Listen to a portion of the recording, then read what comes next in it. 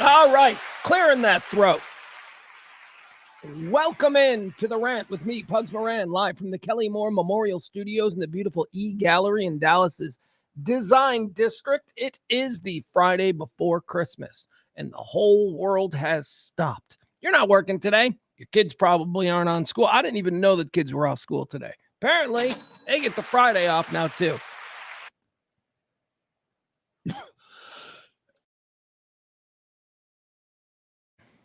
Battling a little bit of a holiday congestion thing. It seems to me when I was a kid, we wanted more days off. I went to school in the Midwest, so we had the phenomena known as snow days, which in the 1980s and 1970s, it literally had to have been a blizzard where hundreds of people died for them to actually cancel school. So snow days weren't even a thing.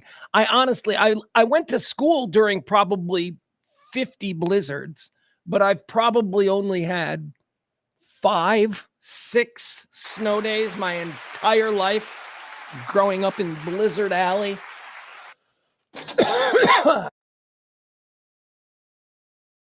Kids today, they get the threat of snow and they get the day off. Anyway, that's not why the kids are off here in Texas, because there is no threat of snow. They just get the days off. They're just constantly getting days off. They're never in school. Kids are never in school anymore. I don't know what to tell you. Hi, Peter. Peter's in the chat room. We got Jeff in the chat room. We got Kim. We got the sports bras. By the way, we should mention every day this show gets an executive producer. If you want to be the executive producer of this show, all you got to do is be the big tipper. Support non-political, regular dude talk radio. Talk radio for normal people who don't give a shit how you voted in the last election or how you intend to vote in the coming election. I don't care. We are normal people here. We run on your gratuities 3 years, every day, Monday through Friday. We've been trying to make X amount of dollars every month, and we do. So we keep going.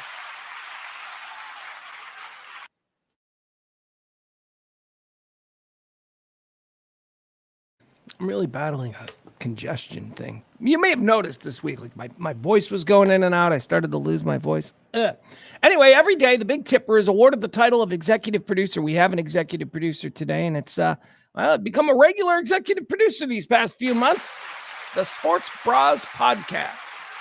Soon to be a Radio Misfits Dallas production, but always very nice of them to support the ongoing effort. Thank you so much. If you want to be tomorrow's executive producer, well, first of all, here's what you got to do. You got to run out. You got to follow the Sports Bras, YouTube, Twitter, Facebook, all of it. They're everywhere. CC tell you all about it. He's in the chat room every day. He's one of the stalwarts. So thank you so much. Appreciate that. It's a great help. If you want to be tomorrow's executive producer or Monday's executive producer, all you got to do is drop a little something, whether it be in the Cash App or the Venmo. Make it easy for you. Boom, there you go. And we move forward. And maybe if you are the Big Tipper on today, you'll be Monday's executive producer. All right, enough of that stuff.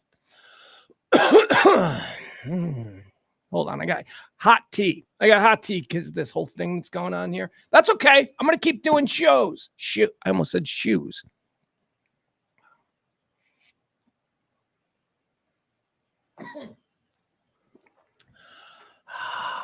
So what is this? What is this that you're all watching here? What are you wasting this noon hour on a beautiful Friday before Christmas on?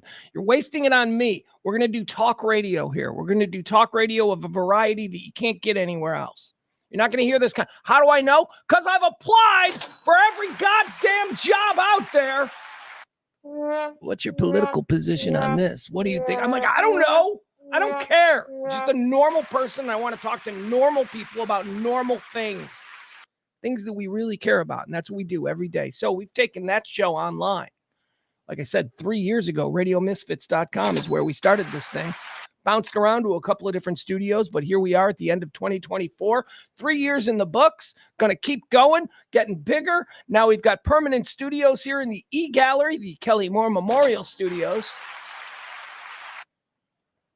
Got all of that stuff happening. So we're very excited.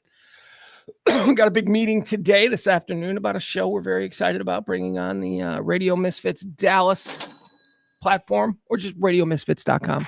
And figure that out. That's an Ed call. He's the boss. He's got to figure out how best to distribute this wave of new content that's coming in 2024. Anyway, it's talk radio for normal people. Okay. That's all it is. Yeah, sometimes we're going to disagree. Sometimes we're not, but we're always going to come back to, hey, let's go to the bar and get a drink, right? That's how normal people relate. We don't have to hate each other. Byron's in the chat room. Hello. We got Amy in the chat room. So good to see Amy. I don't see Amy every day, and that hurts. Jen Hernandez. Jameson's here. Also, Jameson. Don't see Jameson every day. See Jameson frequently, but not every day. And that hurts. Al is in the chat room. Do I have any small talk for you? No. Got a kids weekend. Got the kids weekend. Got a lot of football this weekend. A lot of football. Oh, my God. Didn't know my kid was off school, right? So that kind of changes my afternoon schedule. Thought usually I pick him up after he does weightlifting and all that, around 7 o'clock on Friday. Today, I think I'm going to have to get out there earlier, which is okay. Just means that I take him to Taco Bell at 7:30 instead of 9, which is usually taco. It's all he wants. I don't know if his mom is super healthy. Like his mom is like, she's the right person to be raising him and like building good habits and all that kind of stuff. She's super healthy. But for some reason, the only fast food my kid wants is Taco Bell. He gets in the car. He's like, can we go to Taco Bell? I'm like, yeah, that's what we do every Friday. Get you one of them chalupa boxes and a Baja Blast. By the way, are you guys familiar with the phenomena of Baja Blast? Is that something only for kids? Do only kids know about the Taco Bell Baja Blast? Because I was unfamiliar. I have a long-standing feud with Mountain Dew. I don't like Mountain Dew. I think Mountain Dew is like the worst of the soda pops. It's gross. What is that? It's not lemon lime. It's not ginger ale. It's like some kind of weird mutation of the two. I don't know. Anyway, I hate Mountain Dew. But apparently, if you go to Taco Bell, Mountain Dew's got a special drink that you can only get at Taco Bell. It's called the Baja Blast. Apparently, kids love it. And I can see why. Because every time my kid gets it, I'm like, I got to take my tax. And I drink like half of it on him. And then he gets mad. And then we laugh. Or more to the point, I laugh. He stews. And then, anyway, Baja Blasts are very good. They're very good. Come out of the fountain there. I don't know why they don't sell it in 2-liter bottles. Probably can't get it to taste that way, I don't know. It's probably a special. It's got to come out of the fountain to taste that way. Peter says Starry is real good. Yeah, I've been seeing that. Was it Baja? Nope. Love Baja Blast. Yeah, Baja Blast is great, man. CC knows. It's great. The kids discovered it. Not everything the kids are discovering is terrible. It's good. Starry, though. Peter mentioned Starry. I've seen Starry. Now, I don't think I'm accepting any new soda pops. I think soda pops have been well established in my life. All of a sudden, we've got Starry. I don't know what Starry is. Well, I know what Starry is because Starry is very obviously trying to confuse people into thinking they're either Sprite or 7-Up. So I know that it's that. Because it's got the green. I just don't know where it came from. All of a sudden, we're dealing with Starry. I don't know. Not a big lemon lime guy. And if I am a lemon lime guy, I'm a 7-Up purist. Get that Sprite out of here. Johnny come lately Sprite. Watch Sprite was first. That always happens. You think something that's well established as the original, and then something else that you think is a knockoff, but it's actually the original. You know where that's most famously seen? Oreo cookies. Did you know that Oreo cookies are the ripoff? Oreo cookies are the ripoff. You know what are the original? Those Hydrox. You ever seen those Hydrox sandwich cookies? And you always find them at like the Dollar Tree and stuff like that. And you're like, oh, look at those ghetto knockoff Oreos. They're not. No, the Hydrox cookie is the original Oreo cookie. Oreo stole it. Nabisco or whoever. I don't know. All right, that's enough. That'll constitute our small talk segment for today. Adam says it used to be called Sierra Mist. Oh, is that what Starry is? Did Starry used to be Sierra Mist, and then they went with the name branding, like a rebrand or whatever? Okay, all right, I'll accept that. I don't think I'm accepting Sierra Mist, though. I think that's also a Johnny come lately. That's neither Sprite nor 7-Up. I don't think we need a third in the lemon lime category, but here we are. All right, let's get started with the show. What is this show? It's a show that gives you everything you need to know about today. We break it down into 4 categories. I perform it as a stream of consciousness. The first category is something that we call antecedently on this day. Quarter 1, that's just this day in history. Quarter 2 is birthdays. You know what that is. Quarter 3 is deads. We look at people who died on this day, celebrities, notable quotables, historical figures, and we decide whether or not they went to heaven or went to hell. That's quarter 3. Quarter 4 is all the stuff we're talking about. Drones, Luigi, government shit down, all of that stuff. That's all coming up in quarter 4. So if you're ready, let's get started with the rant. Hi, Pugs Moran, Kelly Moore Memorial Studios, the E-Gallery. This is RadioMisfits.com and the rant for the 20th day of December, year of our Lord, 2024. December 20th, did you know, 355th day of the year, because of leap year. There's 11 days remaining until the end of the year. 11 days. When we reconvene here on Monday, there will be single digits left in the year. So get those New Year's Eve plans started. All right, let's get started here. Quarter 1, antecedently on this day, or this day in history, or, if you will, previously on the 20th of December. Excuse me. I'm gonna be coughing like that, and I can't always hit the mute button. I'm gonna try, I promise. All right, antecedently on this day in 1803, the Louisiana Purchase is completed at a ceremony in New Orleans. Boy, oh boy, Louisiana Purchase. Got that for a song, right? Now, what is that? It's not just Louisiana. Don't be thinking the Louisiana Purchase is just Louisiana. The Louisiana Purchase is all of Louisiana. It's like all of Mississippi, probably all of Alabama. I don't know. Wait, let me look at the map. Let me see what it is. All right, let's just say it's, you know what? It's not even all of Louisiana. Or actually, yeah, I guess it is, because the Mississippi River is going to create that natural border there. All right, so it's all of Louisiana. It's like all of, okay, I got to make this big. You know what? Let's look at this. Let's look at what the Louisiana Purchase was, because it's not just Louisiana. It's like a huge chunk. It's the entire midsection of these here United States. All right, there we go. All right, so what are we looking at here? So it's not even all of Louisiana, or is this Texas now? What is this area right here? See? Not included. This gold, see, there's gold on this side. We know what that is. That's like Alabama and shit, right? And then this is Texas. But what is this? What is this no man's land? All right, whatever. Arkansas, Oklahoma, Kansas, Missouri, Iowa, big chunks of Minnesota, South Dakota, North Dakota, the Montanas, all the most useless but beautiful states. The Daryl Hannah states, if you will. They're beautiful, just not really all that bright. What's this about up here, Louisiana Purchase? Well, we own a chunk of Canada? Did we buy a chunk of Canada here? All right, on this day, there you have it, Louisiana Purchase. It's how we bought the central part of the whole country on this day, 1803. On this day in 1860, South Carolina becomes the first state to attempt to secede from these here United States with the South Carolina Declaration of Secession. Don't let the door hit you where the good Lord splits you. It's a hard one to say for South Carolina because, again, South Carolina is such a pretty state. It ain't North Carolina. North Carolina is garbage. North Carolina is like Cleveland. It's like just South Carolina is beautiful, though. So it hurts me that they were so quick to secede from these here United States. Antecedently on this day, year 1940, Captain America Comics #1, containing the very first appearance of the superhero Captain America, is published.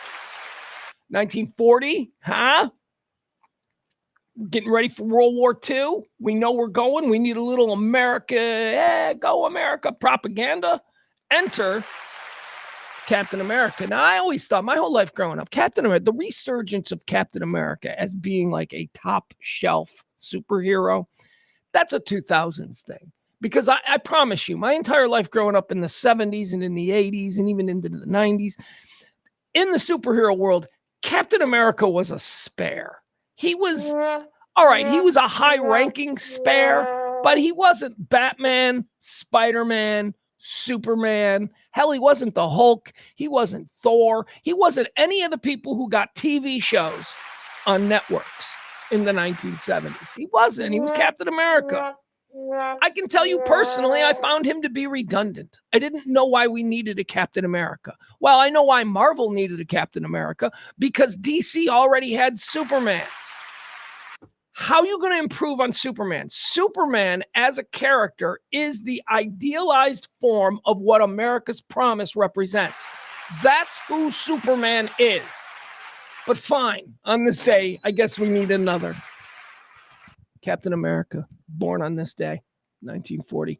On this day in 1946, It's a Wonderful Life premieres at the Globe Theater in New York to mixed to negative reviews. It was a bomb, an absolute bomb. It's a Wonderful Life is, of course, today in 2024 considered one of the staples of Christmas time.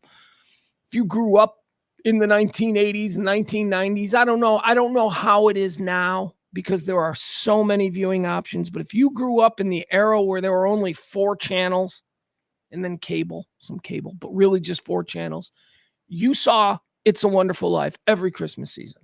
It was on TV. It was a big deal. It's a Wonderful Life is on. We all watched it. Now, the interesting story about It's a Wonderful Life, and a true Christmas miracle, if you will, is that Frank Capra, it was at the World War II had ended, and a lot of the great filmmakers in Hollywood, they were sort of out of commission for the war years, and many of them, Frank Capra included, they joined the military and they became propagandists, right? Hitler had Levi Riefenstein, right? We here in America, we had Frank Capra and Ford and Howard Hawks and all of these great directors of the era who were making our, American propaganda films. So when they came back, when the war ended, there was this mad dash of all of these great, but sort of, backbenched during the war years directors who had all of this content that they wanted to force out. And 2 of them, why can't I think of his name? Why can't I think of his name? He was like one of the great contemporaries with Capra. Frank Capra was, of course, like the Steven Spielberg of the era. Anyway, he had become friends with this other filmmaker. Can't remember his name. Crazy that I can't remember his name because he's a huge name. They'd become friends and they made a little bet. They said, I bet you that my first movie does better than your first movie, right? That's a first movie after the war. So Frank Capra creates It's a Wonderful Life, an adaptation from a short story from a book. And this other guy creates a movie called The Best Years of Our Lives, which is the Audie Murphy story. Why can't I think of that dude's name?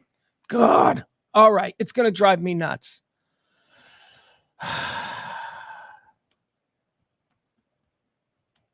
All of this for the Christmas Miracle story. All right. Who directed Best Years of Our Lives? All right. Let's see here. Best Years of Our Lives, 46, American drama filled. William Wyler, that's it. William Wyler and Frank Capra had a bet on whose movie would do better. And of course, William Wyler, Best Years of Our Lives, won. It became a huge hit. Massive hit. It won the Oscar that year for Best Picture. However, It's a Wonderful Life was also nominated for Best Picture. Unfortunately, It's a Wonderful Life was a box office bomb, and it was an embarrassment for Frank Capra. And for years and years, he didn't even list it on his filmography. That's how embarrassing It's a Wonderful Life was.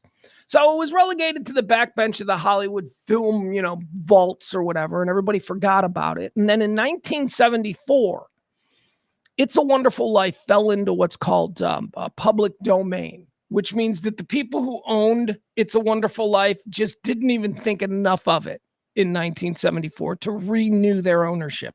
All they would have had to do was file something with a government office, but they thought that little of It's a Wonderful Life.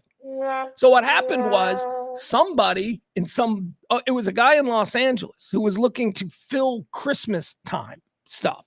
He found that movie and he put it on in Los Angeles. And for some reason, it clicked. He put it on Christmas Eve and everybody loved it. And the next year, there were 50 stations across the country who were just airing It's a Wonderful Life on Christmas Eve because it was free. It didn't cost them anything. Then cable broke out and Ted Turner made a huge investment. He bought the film outright. And Ted Turner started running it as a marathon for years and years on Christmas. And even though it was a major box office disappointment and a critical failure, It's a Wonderful Life ultimately defeated The Best Years of Our Lives in that little bet that they had, becoming an undisputed American film classic, a part of the American film canon. It's a Wonderful Life. So remember, here's what you take away from this little Christmas miracle. Life is a marathon. It's not a sprint. There you go. It's a Wonderful Life, released and derided and mocked on this day in 1946. Antecedently, on this day in 1989, the United States invasion of Panama deposes Manuel Noriega. The good old days. When we knew we were what are we, the world's policemen? Yes, we fucking are the world's policemen. Why is that so difficult for you people to understand? Manuel Noriega started fucking around in our backyard. We looked at it and we're like, this is going to be a problem. Let's take him out. Well, America shouldn't. Shut the fuck up. Yes, we should. You know why? Because the world is filled with pirates and bandits. If you believe in the American dream and you believe in what we stand for and what we represent to the rest of the world, you understand that there is no better nation in this world right now to stand up and say, hey, we're bouncing this fucking bar room. That's who we are. We made that decision years ago, and now all you people want to go back on it.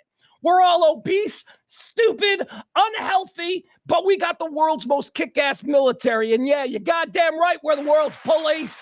Let's go. Let's arrest some thugs. Manuel Noriega, on this day, the Americans, we said, you know what? It's enough. We're going to depose this guy. We're going to take him down. And we did. It's when America was America. When we weren't afraid of people going, shut up. Everything's drones and robots now anyway. What are we worried about? Investing all of this research and development into, making wars bloodless for us? Let's go! Robots and drones for everyone who acts up. Antecedently on this day, in the year 2007, Elizabeth II becomes the oldest monarch in the history of the United Kingdom. Who cares? My Irish blood boils with every breath that woman took. No, I'm kidding. Let's do some birthdays. What do you say? You want to do some birthdays? Let's talk about people who were born on this day. We call it Q2. It's birthdays. I don't know if it's really their birthday. I'm not going to call their moms and say, is it true? Was it this day? No, these are just published reports. So let's talk about people celebrating birthdays. Let's see here. Oh, are we going to start? Yeah, we are. Yeah, you're damn right we are. All right, we're going to start out with a draft. Woo! First birthday boy of the day deserves our attention. Let me tell you why. You know that I'm a bit of a film director freak, right? And I'll tell you all the great film directors, and when they come up with a birthday, I'll give you a film director draft. This is a guy who I think is a top 5 film director of all time, and most people can't name one film that he's done. Why? Because he wasn't a Hollywood guy.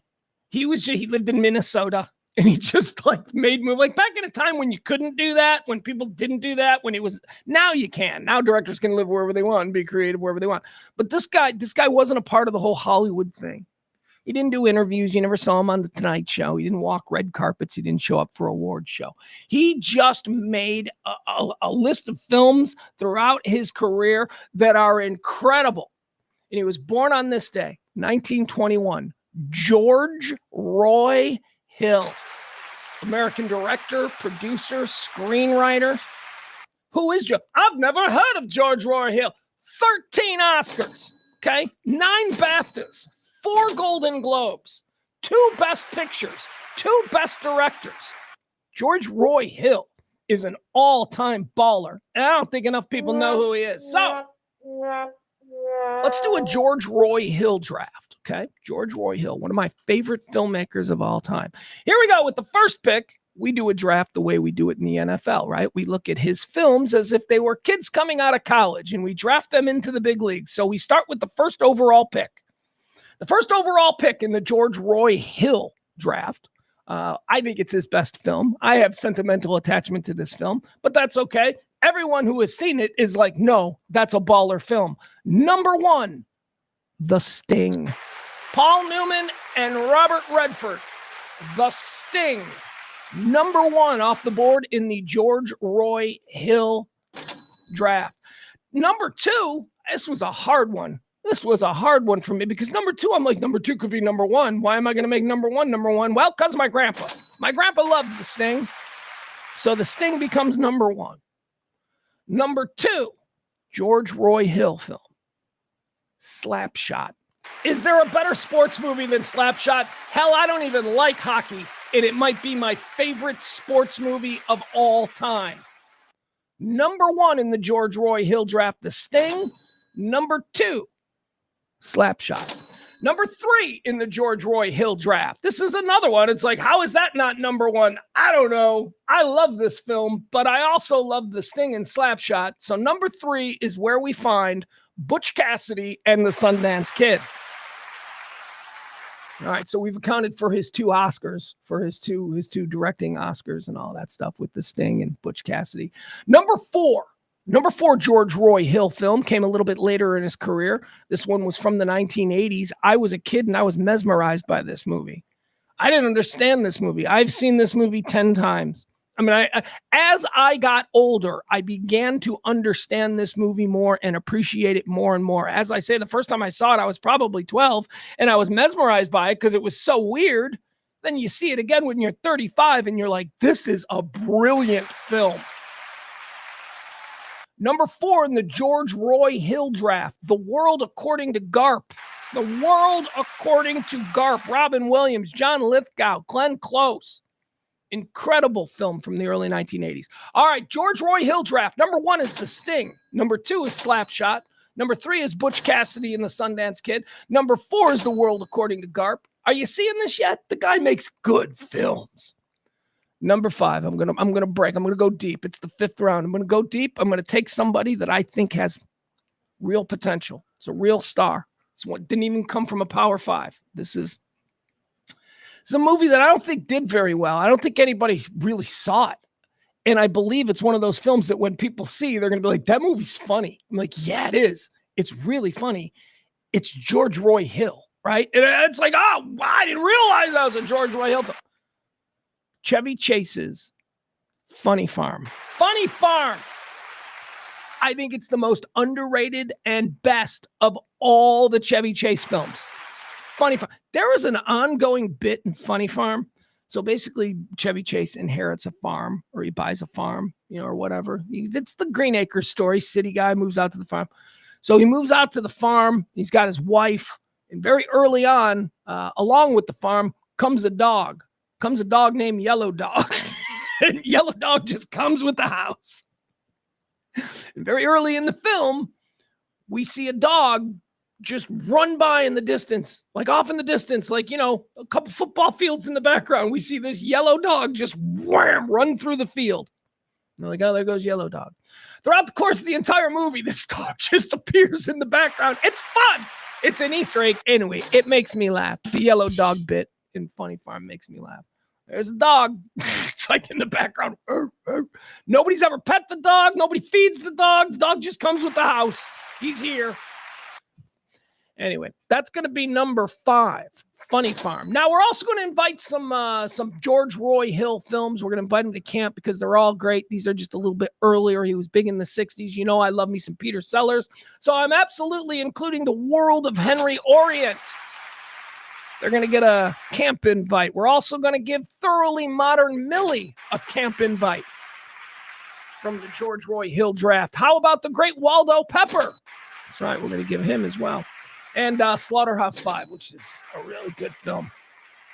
Notice a trend here. George Roy Hill loved working with Paul Newman. And through working with Paul Newman, George Roy Hill was introduced to Robert Redford. And then he loved working with Paul Newman and Robert Redford. The Sting, Butch Cassidy and the Sundance Kid.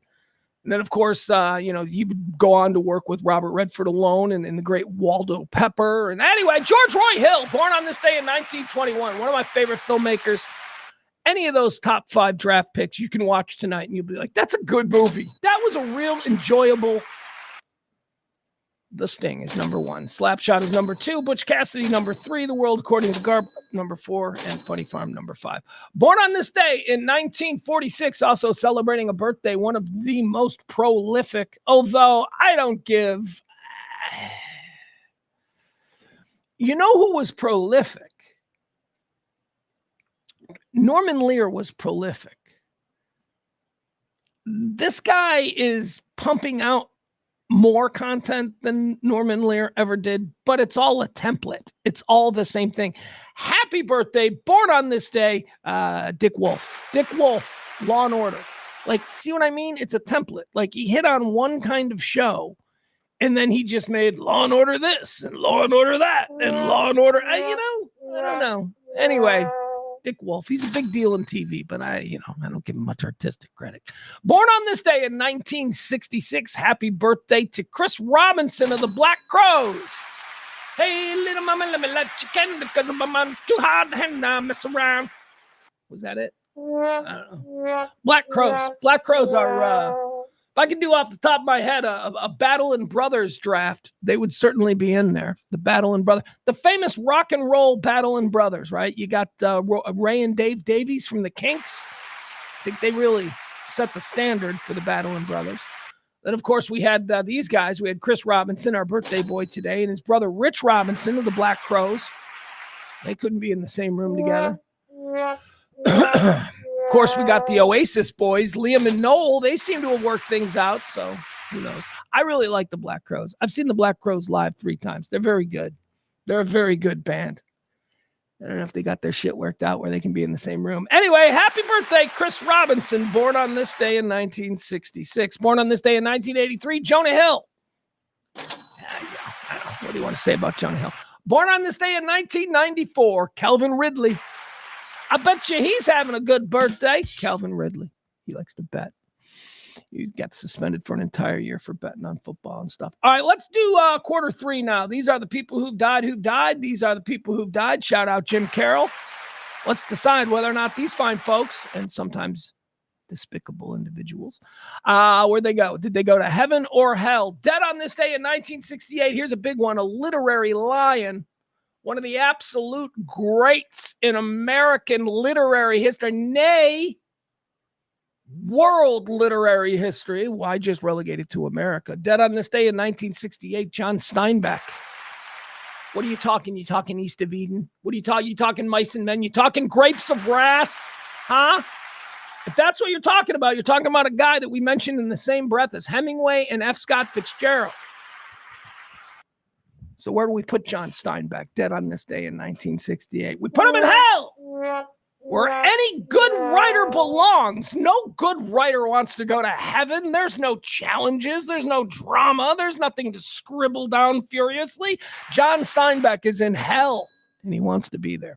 Dead on this day in 1968. Dead on this day in 1976. Richard J. Daley, American lawyer, politician, 48th mayor of Chicago.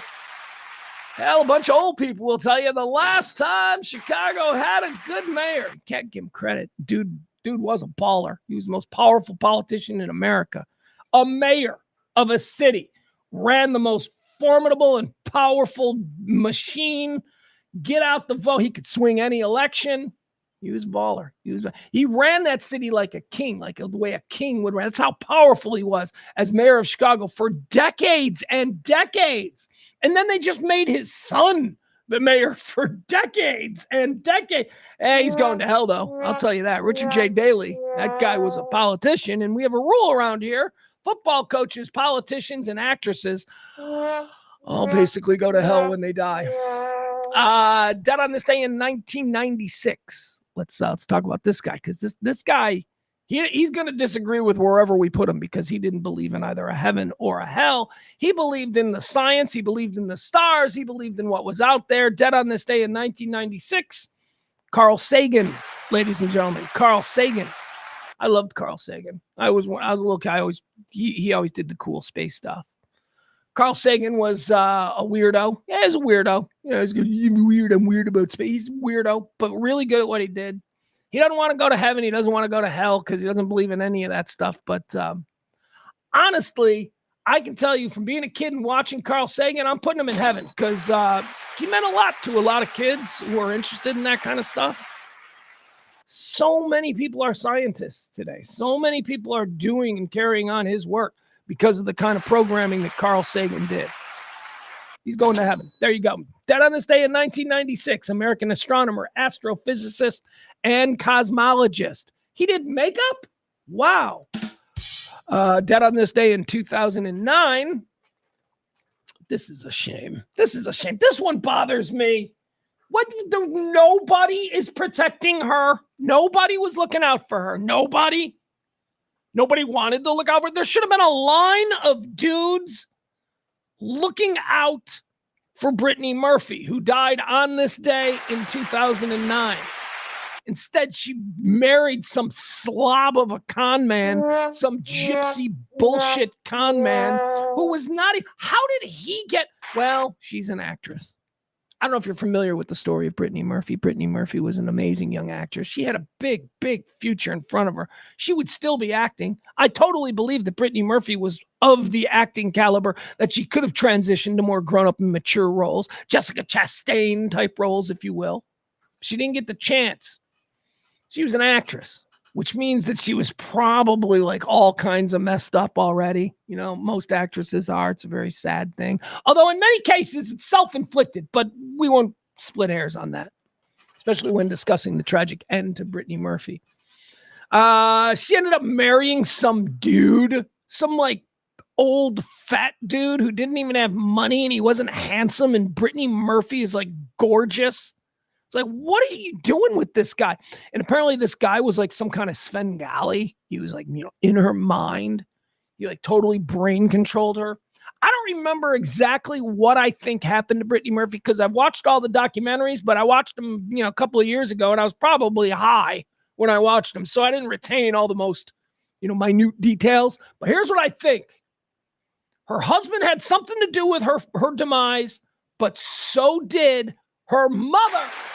Her mother and her husband, she was the cash cow, man. They were just, and now she's gone. Brittany Murphy, goddamn right she's going to heaven. She's a little angel up there, unless she's a crazy actress and God has already been like, no, go. I don't know. I just know I like Brittany Murphy, and I think that's a tragedy. Dead on this day in 2022, Franco Harris. Franco.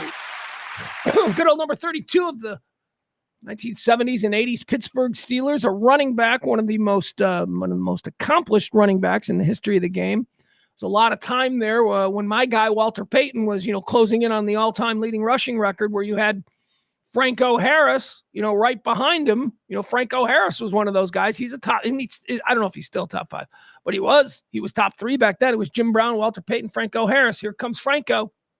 Of course, this is before the world met Emmitt Smith or Barry Sanders. So like I say, the rankings have changed.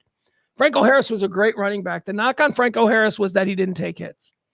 Back in the 1970s when, you know, you had guys like Earl Campbell, whose career was basically cut short because of hits. Billy Sims, whose career was absolutely cut short because of hits. Tony Dorsett, whose career wasn't cut short. He took less hits, but he certainly wasn't afraid to take hits in the 1970s. And Walter Payton, who just flat out ran people over and seemed to be indestructible. He missed one game his entire career. Franco Harris, on the other hand, was a guy who was often criticized for running out of bounds. He was a bitch, and now he's in heaven. Or hell. Oh, hell. Yeah, hell, right? We put him in hell for running out of bounds. All right, you just look at a compilation clip of Franco Harris giving up yards. That was always the bullshit argument that Steelers fans had. Well, Franco ran out of bounds, and you know how many yards he gave up? If he didn't run out of bounds, he'd have those yards. And my argument was no. If he had gone for those yards, he'd have taken those hits, and Franco probably would have missed games. So it's all a wash. Bottom line is, your guy's a pussy. He ran out of bounds. My guy didn't run out of bounds. My guy took the hits and didn't miss games. Sorry, I've got a little bit of deep-seated, long-standing anger for the Franco Harris versus Walter Payton argument from 1982 that I used to have as a mouthy 13-year-old. All right, let's see here. That's going to do it. That's we're putting Franco here. We're putting Franco in hell.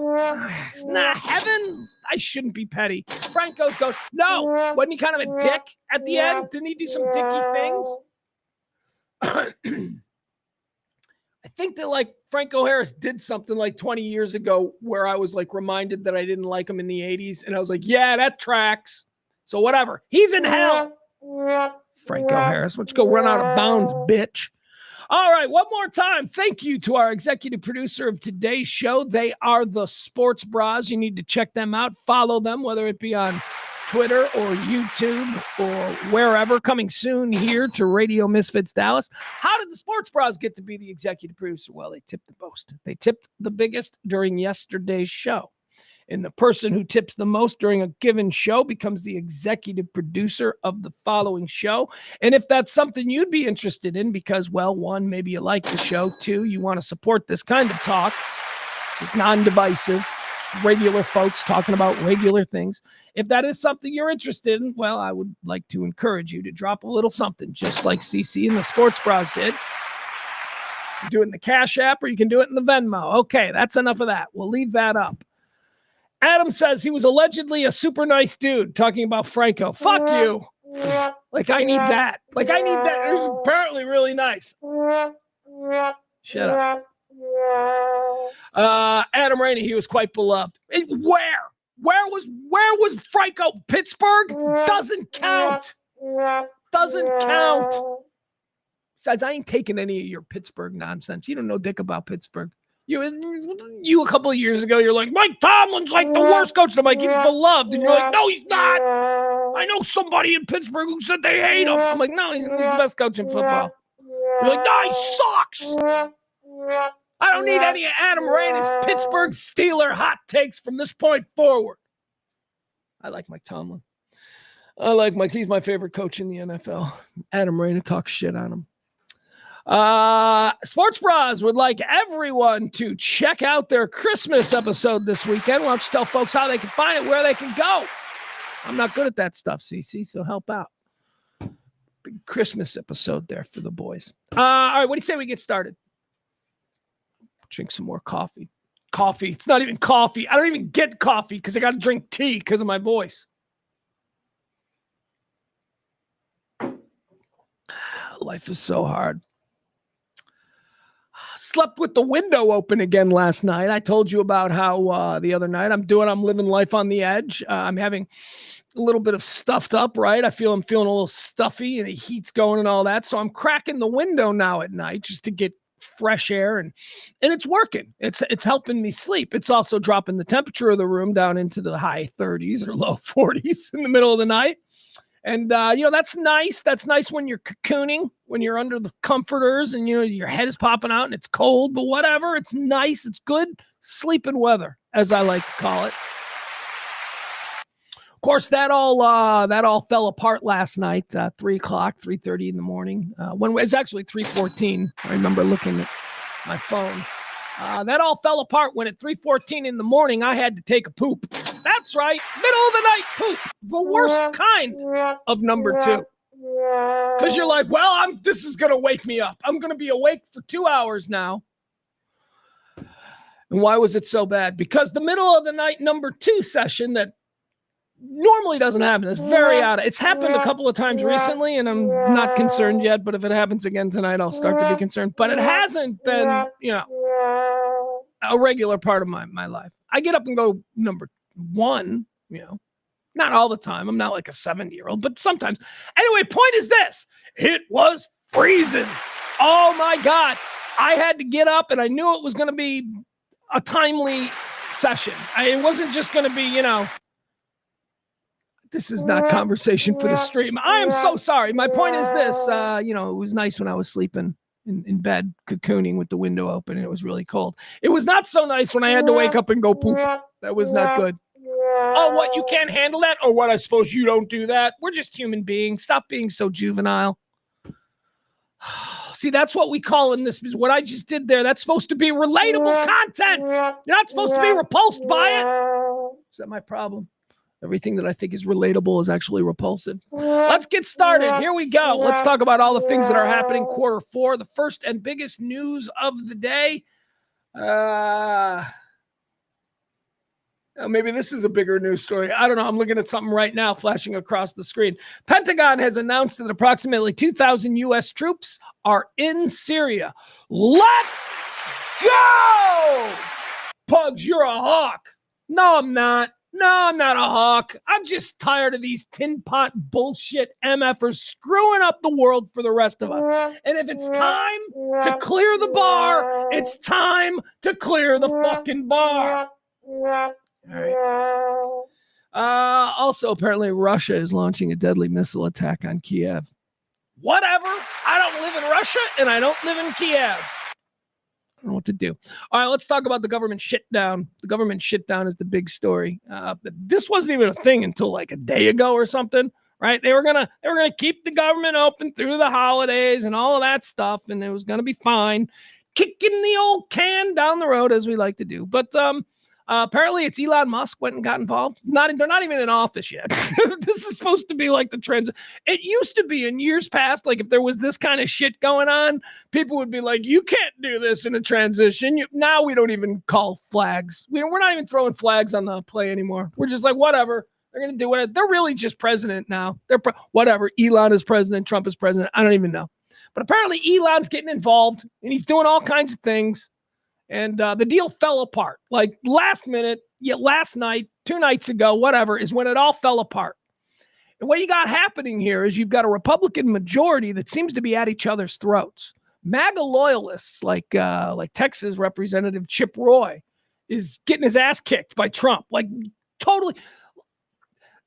Okay, so we know how Ted Cruz responds to this, right? Like Ted Cruz, before he knew what he was dealing with Trump, Ted Cruz got all tough and he said some things about Trump. And then Trump was like, fuck you, you dumb bitch. Your wife is ugly and your dad killed JFK. And Ted Cruz was like, I'm sorry, sir. So we know about that type of Texan that we elect to the Senate, right? We got that guy. Your wife is ugly.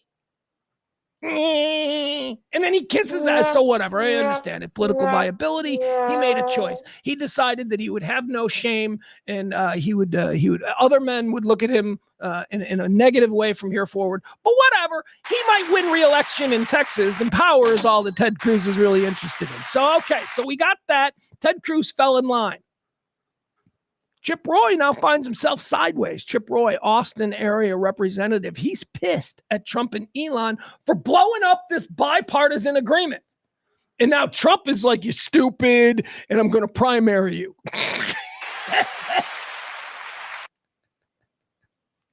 Chip Roy was on, I think it was Fox News today. They're like, hey, so are you concerned about being sideways with, by the way, Chip Roy is also representative of a number of other Republicans who are finding themselves getting steamrolled by Elon Musk and Trump, which, I don't know if they expected, whatever,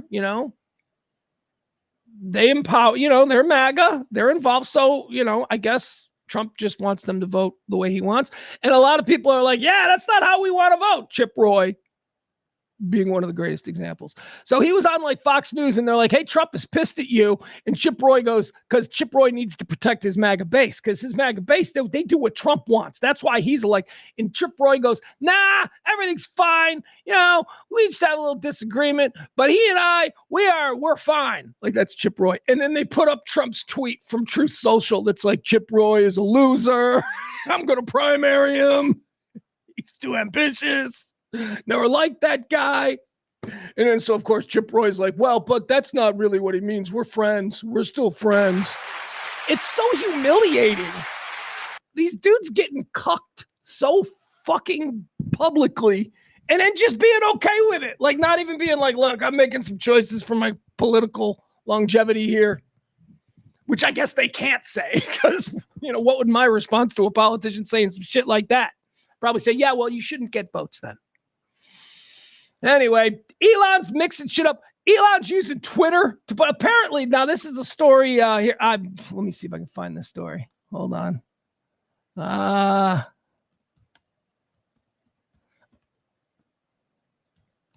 the way, I don't know anything about the economy. I don't give a shit about any of this stuff. This is not I'm not going to tell you how to keep the government open. I don't, whatever. I'm just telling you how the sausage is made, and I'm commentating on it. I'm doing play-by-play.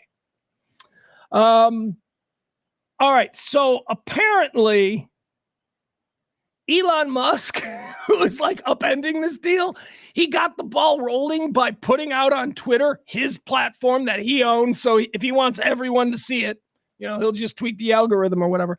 So he puts out there that inside this bipartisan deal is a raise for congressmen and funding for the new Washington Commanders Stadium. Elon Musk put it out there. He's like, this bill must be stopped because the congressmen want to raise and they want to build a new stadium.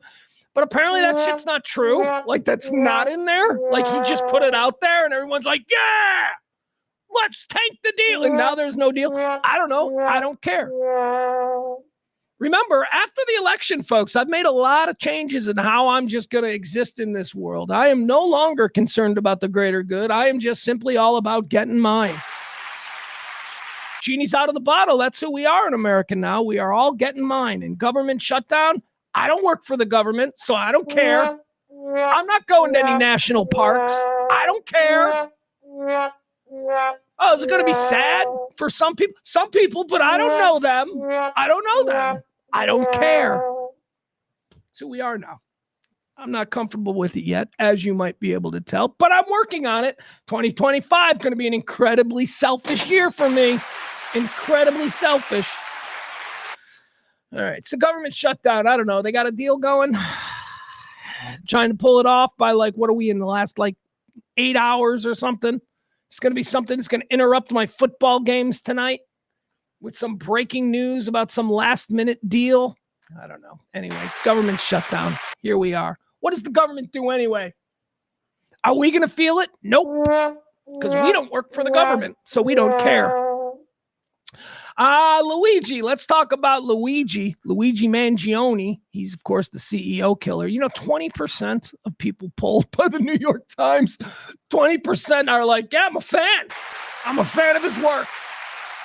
I like what he's been doing lately, and I look forward to his future projects. 20%. 20% of people are like, Luigi's a good guy. Good for him. Keep going. He did his walk of shame yesterday. They had to fly him back. He waived his extradition. He was being held there in Pennsylvania, where they caught him there in Altoona. He was fighting the extradition. He's like, you can't send me back. And they waived the extradition, but then I guess it doesn't really matter if they were going to waive it anyway, because federal charges got dropped on him. We were talking this as a state crime, which is why New York wanted him back. But now the feds are like, no. This is going to be federal. We're going to get him federal, which is a big deal because all other state charges have to be now moved to the background. This is all about the case at the federal level, and they're going to bring it. So federal charges include, murder, which I guess is a federal charge. I guess he crossed state lines. So there you go. The silencer on the gun, that is another one of the federal charges. Stalking. He's being charged with stalking at the federal level. So, okay. So he's going to be brought to justice, if you will, at the federal level. He did his walk of shame. They flew him from Pennsylvania, New York City. Let's take a look at him. There he is. He's single, which let me just point something out here. I said very early on, because I'm an incredible judge of character. I can tell your body language, the way I know everything about you. Give me 5 minutes with you and I'll, decide whether or not I want to be in business with you. The way you talk, the way you carry yourself, all of those things are tells for me. I'd be an amazing poker player, but I just not good with numbers.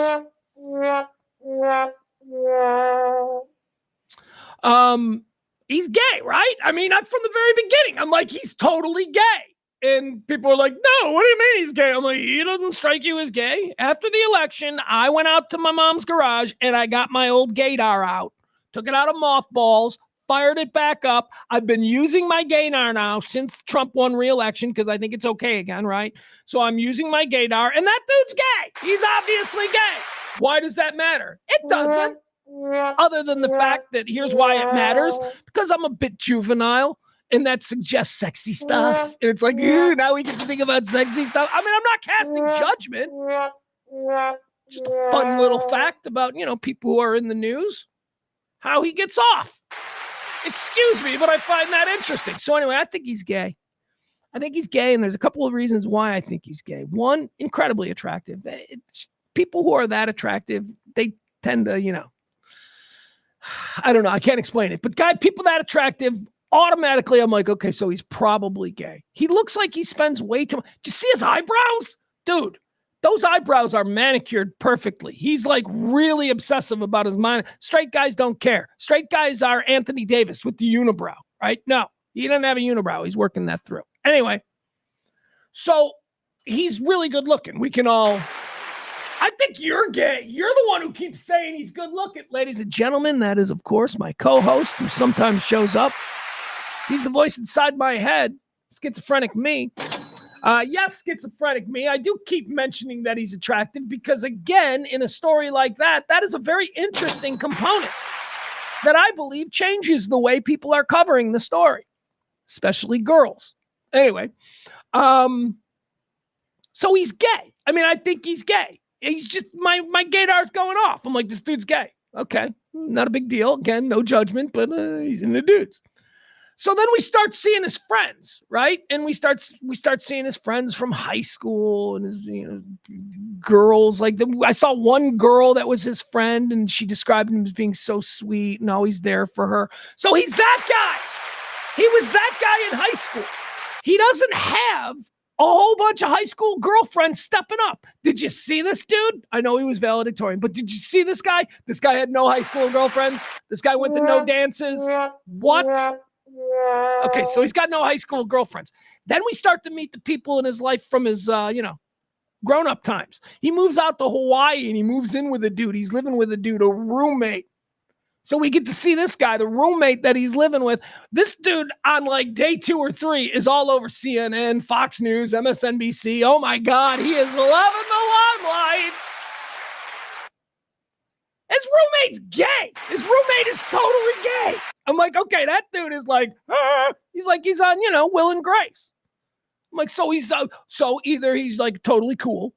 And he's like, yeah, man, I don't care. I'll live with a gay dude. Well, I'd live with, I don't think I've ever lived with a gay dude. Now that I think about it, I've lived in houses with a lot of dudes. I don't think any of them were ever gay, but that's not a deal breaker. It wouldn't have been a reason they couldn't live there. Anyway, point is this. So his roommate in Hawaii, he's a roommate who, knew all about how he needed to get a special bed because he couldn't sleep and he tossed and turned and all that stuff. That guy comes out. He doesn't say he's gay or anything, but it's, again, we're putting together context clues. Dude's got no high school girlfriends. He looks like that. He's got no high school girlfriends. He goes out to Hawaii. We meet his roommate, and his roommate's obviously a gay man, like a much older gay man too. Like, I think like the situation with the gay man in Hawaii was like, maybe it was his condo and he was letting him live there for free. And let me tell you, nothing's for free in this world. Not that he needed it for free because Luigi came from money and he had money. So, okay. So here we are all of these weeks later now. We're looking at him here as he's making his perp walk. All of these weeks later. And we still haven't met a girlfriend. We still have a guy who looks like this, doesn't have a whole bunch of chicks in his past that are going to be like, yeah, we hooked up in a bar. Yeah, back in college, we hooked up after a party. Yeah, in high school, we went to this, that. He's got none of that. He's got none of that. All right. Anyway, I rest my case. He's gay. Nobody's talking about it. Maybe that's progress. I'm still a little bit juvenile, so I think it's funny. I am interested in where he sticks his wee-wee. I'm interested in where everybody sticks their wee-wee. No judgment. It's just information I like to have. Can't explain it. Doesn't make me better. Doesn't make you worse. Just information. All right, let's watch.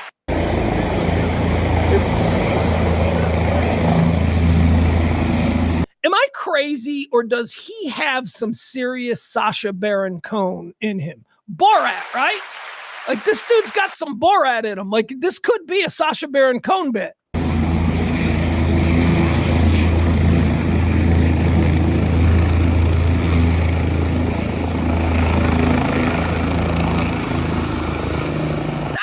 used as, probably not the best thing to say, but quite frankly, he's walking like a gay man.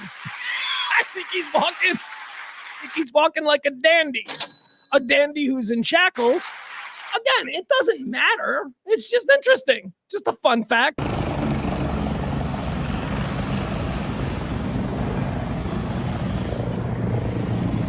Oh, but it does matter because others will use that tone to marginalize. I can't be responsible for how others react to things that I say. Okay? Not doing that anymore.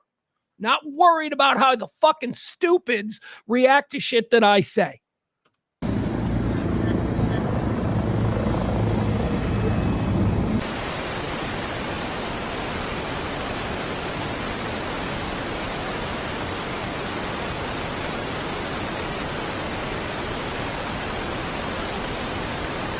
Look, what's that? What's going on there? Look at his lips. He's Borat. Borat. All right, there you have it. There you go. Luigi Mangione made his perp walk. Got into his car. He didn't yell. He's very much in control. He's not a raving crazy psychopath. I think he knows what he's doing. I think he wants to stand trial. He wants to say some things. He wants to get some things out there, and he wants people to start talking about him. And 20% of people out there polled by the New York Times say, go Luigi. 20%. That's crazy. Let's see. Oh, also, he had some things. One of his friends now is talking about, one of his Hawaii friends is talking about some interesting little fun facts about Luigi. Like, for instance, Luigi didn't like online porn. He thought online porn was something that was incredibly damaging to young men. And I agree. 100%. I've been saying that for years. I'm not against porn. I think if people want porn, I think if you want to create porn, you create porn. I'm not against porn. I got no problem with porn. I think porn is incredibly dangerous for young people. 13, 14, 15, 16-year-old little horny boys. Porn sets an unrealistic and unacceptably fictional version of what a real, mature love life is supposed to be. I think it's dangerous. I think, I've heard things and seen things, and, people are like, yeah, I've been married to the same woman for 10 years. She's not attracted, or I'm not attracted to her anymore.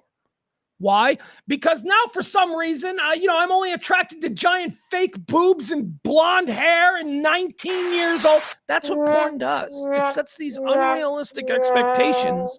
It's dangerous. Me and Luigi agreed with that. Me and Luigi. What else did he have a problem with? Social media. He also thought social media. It's why he doesn't have this crazy big social media thing. Footprint, I guess they call it. Luigi didn't like social media. He thought it was dangerous. And he's right. Again, he's right.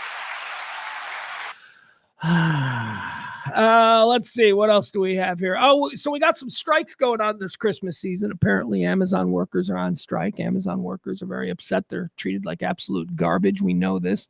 We hear this story every year. Trying to unionize.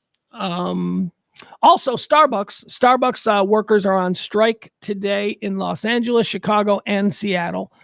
They're, again, trying to unionize. And I'm pro-union. I don't begrudge Starbucks and Amazon workers trying to make sure that they are afforded the protections that working people in America have been promised. Don't have a problem with that. What I have a problem with is the idea that Starbucks or Amazon delivery people are looking at these jobs as their primary source of employment. Because that's where you need union protections, in your primary employment, right? The job that you're going to do for the next 20, 30 years, you have no intention of leaving. You're going to raise a family on this job. You're going to buy a house on this job. You're going to contribute to the community those are the jobs that I believe require union representation and protections. I am just a little bit ooked out at the idea that there are so many of us who are looking at jobs like Starbucks and Amazon as being the primary job. That's a problem. Those are gig jobs. They're supposed to be side hustles. They're supposed to be things that amplify or add to whatever it is that you're already doing and already grinding. We're making these things union jobs where that's your whole life. You're just gonna, I don't know. I don't like that. I don't not support the strikes. Okay. Don't get it wrong. I don't not support. I'm all about workers in the world. Unite. Isn't that a communist slogan? You're damn right it is, but also Americanism. Let's go, workers. Let's take this country back. The middle class built this country.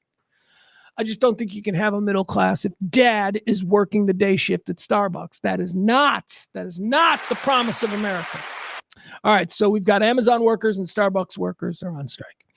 Here's a fun story. I don't know if you, I guess you could, I saw one person tweeted, asshole hunting season is open, which is kind of ugly when you consider the death of the United Healthcare CEO a couple of weeks ago. And now this, what is this? This is the story of Nick Fuentes. Nick Fuentes is a white supremacist. He's a Mexican white supremacist, which I've always found curious. Hey, Nick, you ain't white. I know you're fighting for all us white guys and all that, and I guess I appreciate it. You ain't white. How do I know? Because my grandpa would have said you ain't white. Sorry, Nick Fuentes. Am I pronouncing that right? Mr. White Pride? Nick Fuentes. So many Mexicans out there. Mexicans, Cubans. Yeah, that dude was like the leader of the Proud Boys. He's like cute. I'm like, dude, you are trying way too hard to fit in. You are not.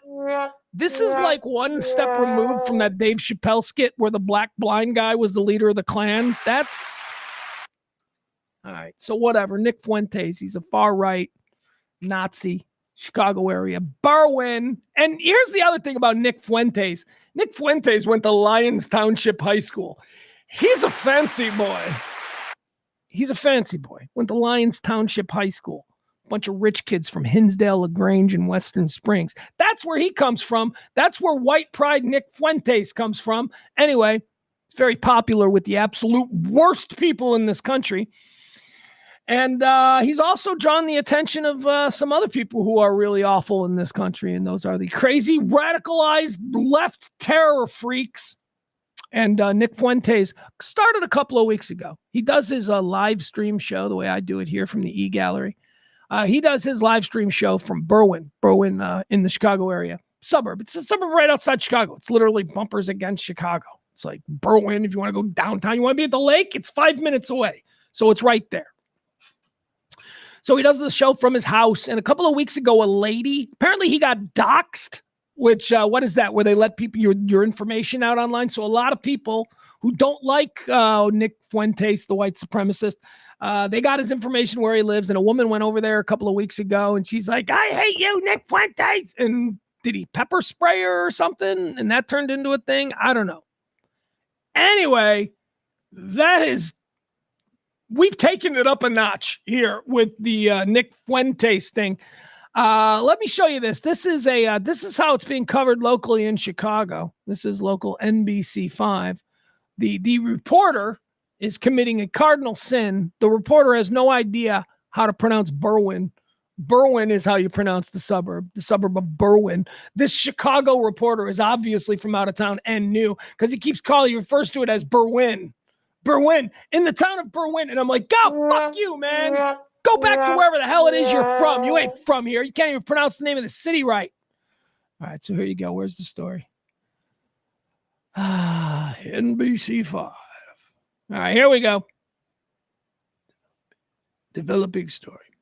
All right, so here we go. Let's watch the way the Nick Fuentes deal, because it's a much crazier story than I could give it credit for. So let's establish it the way it's being reported. Nick Fuentes, far-right streamer, YouTuber, white supremacist, had a bit of an incident at his home in Berwyn. Here's how NBC5 covered it in Chicago. Nope, hold on. Story in the suburbs. Let's talk about all the twists and turns in this developing story in the suburbs. A suspect in a triple murder in Illinois was shot and killed outside of a home in suburban Berwyn. And then the incident took another alarming twist. Because a controversial far-right provocateur says he was also a target. NBC5's JC Navarrete joins us live in Berwyn tonight. And JC, what have you been able to find out? Allison, Stefan, this is a complicated investigation. Like you mentioned, there's a triple murder that happened about 100 miles from where I'm standing. A suspect that was shot, killed right around this area as well. We're in the alley because it did become part of this investigation. We also have that far right controversial. All right, so first of all, let me catch you up where we are. This dude doesn't know where he is. He's new in town. He can't even pronounce, he's going to mispronounce the town downstate where the first murder occurred. So apparently there was a murder that occurred about 100 miles south of Chicago in rural downstate Illinois. That person got in his car and drove up to the Chicago area after killing the people down there and decided that he was going to hunt Nick Fuentes. That brought him to Berwyn, and that's where we are in the story. Figure Nick Fuentes claiming he was a potential target for this violence.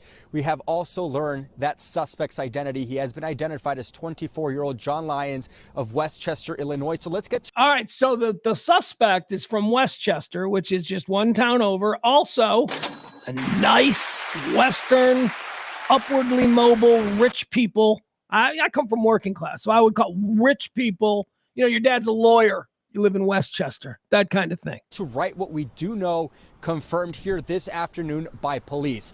Police do tell us that at 11:38 last night, they were responding to a call of a man with a gun.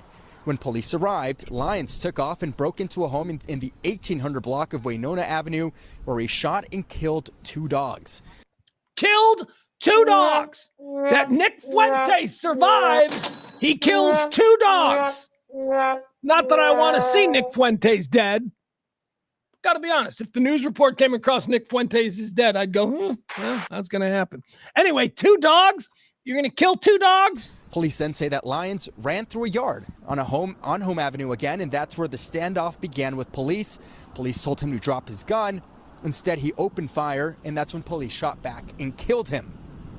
This afternoon, we do learn that controversial far-right streamer Nick Fuentes is claiming he was an additional target. This is a screenshot from the platform X that he posted where he references that suspect who can be seen with a gun and a crossbow. Today, I did have a chance to speak to neighbors who are still processing this complication. All right, we're going to talk to Nick Fuentes' neighbors, who I'm sure are not happy about Nick Fuentes living next door. In an investigation, here's what they told me about what they saw and what they heard. I was woken up to yelling. Representing with the Sox hat. Gotta love it. And then we heard possible gunshots. I can't confirm that, but it's what it sounded like. And then, yeah, we the cop cars lined up here, back in the alleyway and everything too. So, yeah, just a lot of that was going on. Just so many moving parts here in this very complicated investigation. As I mentioned at the top of the report, that original crime scene is more than 100 miles away in Mohammed. All right, that's wrong. Muhammad is the name of that town. He got that wrong. Mohammed. He's not from around here. He's new. Muhammad is where that happened. Illinois, where police tell us that suspect, John Lyons, shot and killed 3 people there before coming to Berwyn. And not Berwyn. It's not called Berwyn. It's called Berwyn, not Berwyn. Of course, that standoff ensued with police. Now, state police have now taken over the investigation. The good news is no police officers were hurt. They also tell us that there is no evident threat here, I should say, to the community, of course, here in Berwyn. We continue to investigate. We continue to speak to neighbors. And, of course, we'll have an update for you coming up at 6 o'clock. But for now, I do want to send things back to you guys in the studio. Quite a disturbing story. Now, we've got actual like Ring doorbell cam of the killer, the person. Now, remember, this person had killed people in downstate Illinois, drove up to Berwyn to hunt Nick Fuentes, showed up on Nick Fuentes' front door with a gun and a crossbow. Nick Fuentes apparently called the police. The police showed up. The dude ran. Dude ran through a neighbor's house, killed 2 dogs, ran through the alley where he engaged in a gun battle with police and was eventually killed. Okay. Let's, do we have this? Do we have the actual video? Let me see. I know that there's video out there somewhere. Yep. All right. Here it is. I'm just going to go. I know I've got it on the Twitter. Oh, maybe I don't. Oh, here it is. Okay. Yeah. This is going to be it. All right, so here we go. Here's the video of that guy showing up on Nick Fuentes' front door. This guy would be dead in a matter of minutes. So here we go. Let's watch. I'll put that back on. Let me see here. All right, so this is the front porch of Nick Fuentes. This is the dude who has just murdered people downstate. 3 people. He's about to kill 2 dogs, and he himself is about to die in a shootout in the alley behind Nick Fuentes' home. So let's see how he approached Nick Fuentes' house. Okay, that's a crossbow. There's a handgun. He's got a handgun, and he's putting the crossbow down. See how good of a look we can get at this guy. Looks like he's got glasses and a big nose.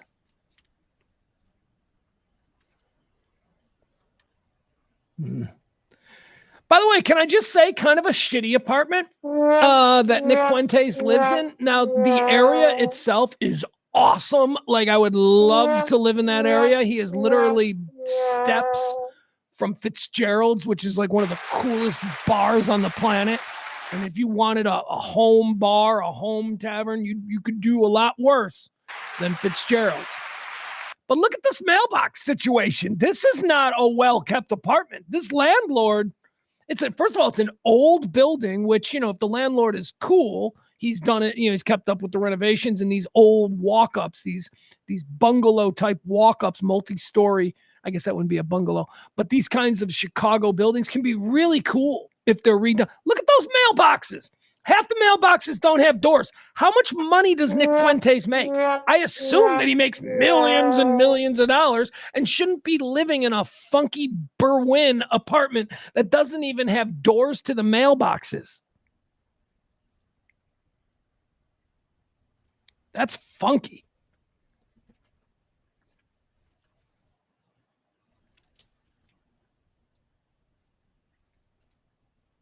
He's just ringing the doorbell and waiting.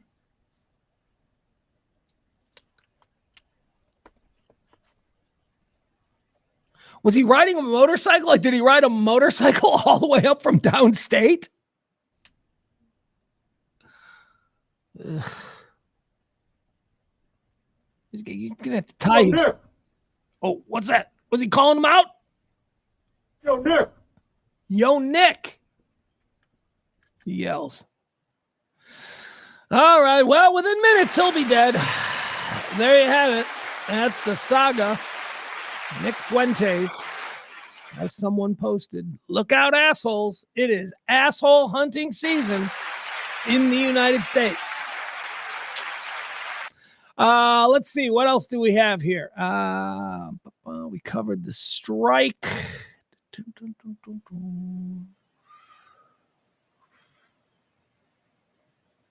This mayor of New York City is just such a clown show. All right, I can't be distracted by what the mayor of New York City is doing. He wanted to look. He's glad that Luigi Mangione is back in New York because the mayor of New York City wanted to look him in the eye. Oh, you tough guy. You corrupt, tough guy. Anyway, keep moving here. All right, Fuentes, we got that one. Oh, here's a good story. So Ozempic, I'm Mr. Like no Ozempic. I don't like Ozempic. I think that it's cheating. I think that if you want to have the glory of being in shape and have people go, you look great in that, you want that, you got to work for it. Now, I've been a fat guy my whole life. I've never been able to work for it. So I understand how that brass ring is always out there. And someday I will work for it and I will get there. Oh, now all of a sudden, all these people with their Ozempic, they just pop a pill. Was a pill? It's a shot, right? It's a shot. Even worse. People just shooting whatever into your body. It's going to make you lose weight. Yeah, because it's going to slowly kill you. It's going to slowly. That's not weight loss. That is actually your life falling off your body. I know a couple of people who've had great results with Ozempic. And they are unrecognizable. And that's the problem. They are unrecognizable. Which brings us to a very real problem that has actually created a whole new industry for plastic surgeons. And that is fixing what is now known as Ozempic face. Ozempic face. It's a very real thing. Oh, it is. I've been talking about Ozempic face for a while.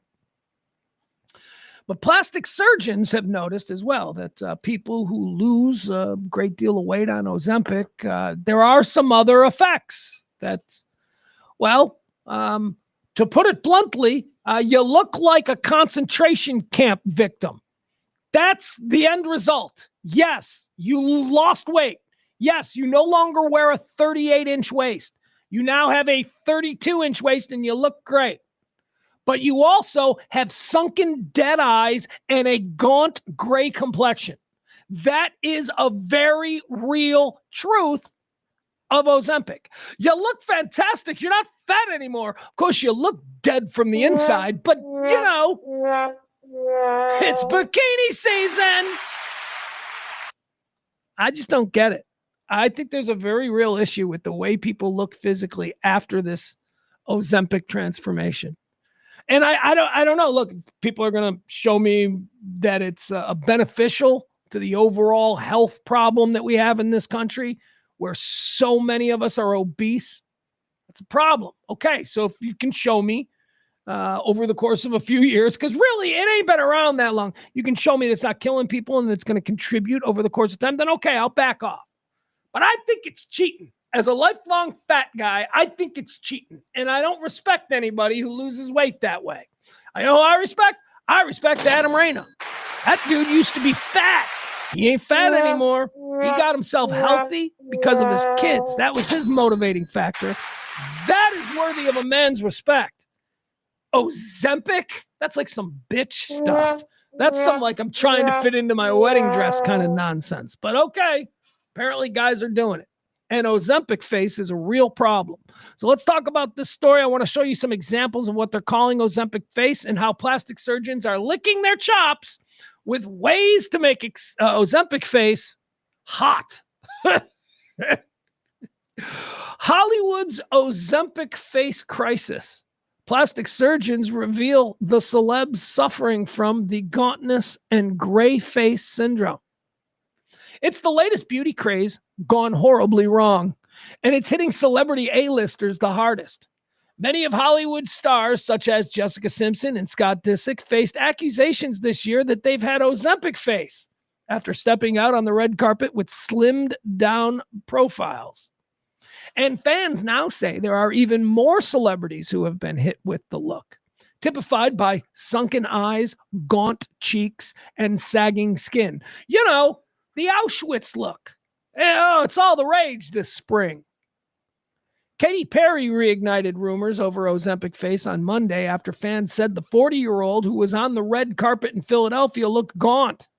And at this year's Met Gala, some viewers also raised concerns that Jennifer Lopez may be on Ozempic, saying she appeared to be really skinny and unhealthy. Lizzo, that's the other thing. It's like, hey, man, as long as you're not fat, you know, there's like that sweet spot between like AIDS and like fat where, you know, you're like, oh, that's sexy. Completely unhealthy looking, but sexy. Let's see here. Lizzo. What? What's this now? Lizzo? Did Lizzo lose a bunch of weight? She's on Ozempic? Lizzo has also been hit with allegations that she has Ozempic face, with fans saying that her weight loss journey has slimmed her appearance. Whatever. Wait, it's a weight loss journey. It's a weight loss journey. Every weight loss journey that I've ever been on ended with me in an overheated car on the side of the road. I don't want you talking about a weight loss journey. Where's the destination? Is that our goal weight? Because, okay, then I've never made it. That's not true. That's not true. I don't give myself. I have never made it when left to my own devices. I used to make weight all the time for football, wrestling, whatever, when I was a kid. But that was because of my mom. That's the only reason that I made it. All right. Lizzo and Katy Perry have denied using Ozempic, while Jennifer Lopez has not responded to the allegations at all. Dr. Adam Rubenstein, a plastic surgeon in Miami, told the Daily Mail, Ozempic face is not really anything unique to Ozempic, so much as it is the effects of losing a significant amount of weight. Is that true? Okay. All right. That might be true. But Ozempic has, sped up the process of getting to this not good look. I don't care how you got to the not good look. Ozempic is making it more prevalent. And we're just saying, yeah, you can fit into your prom dress, but that is not a good look.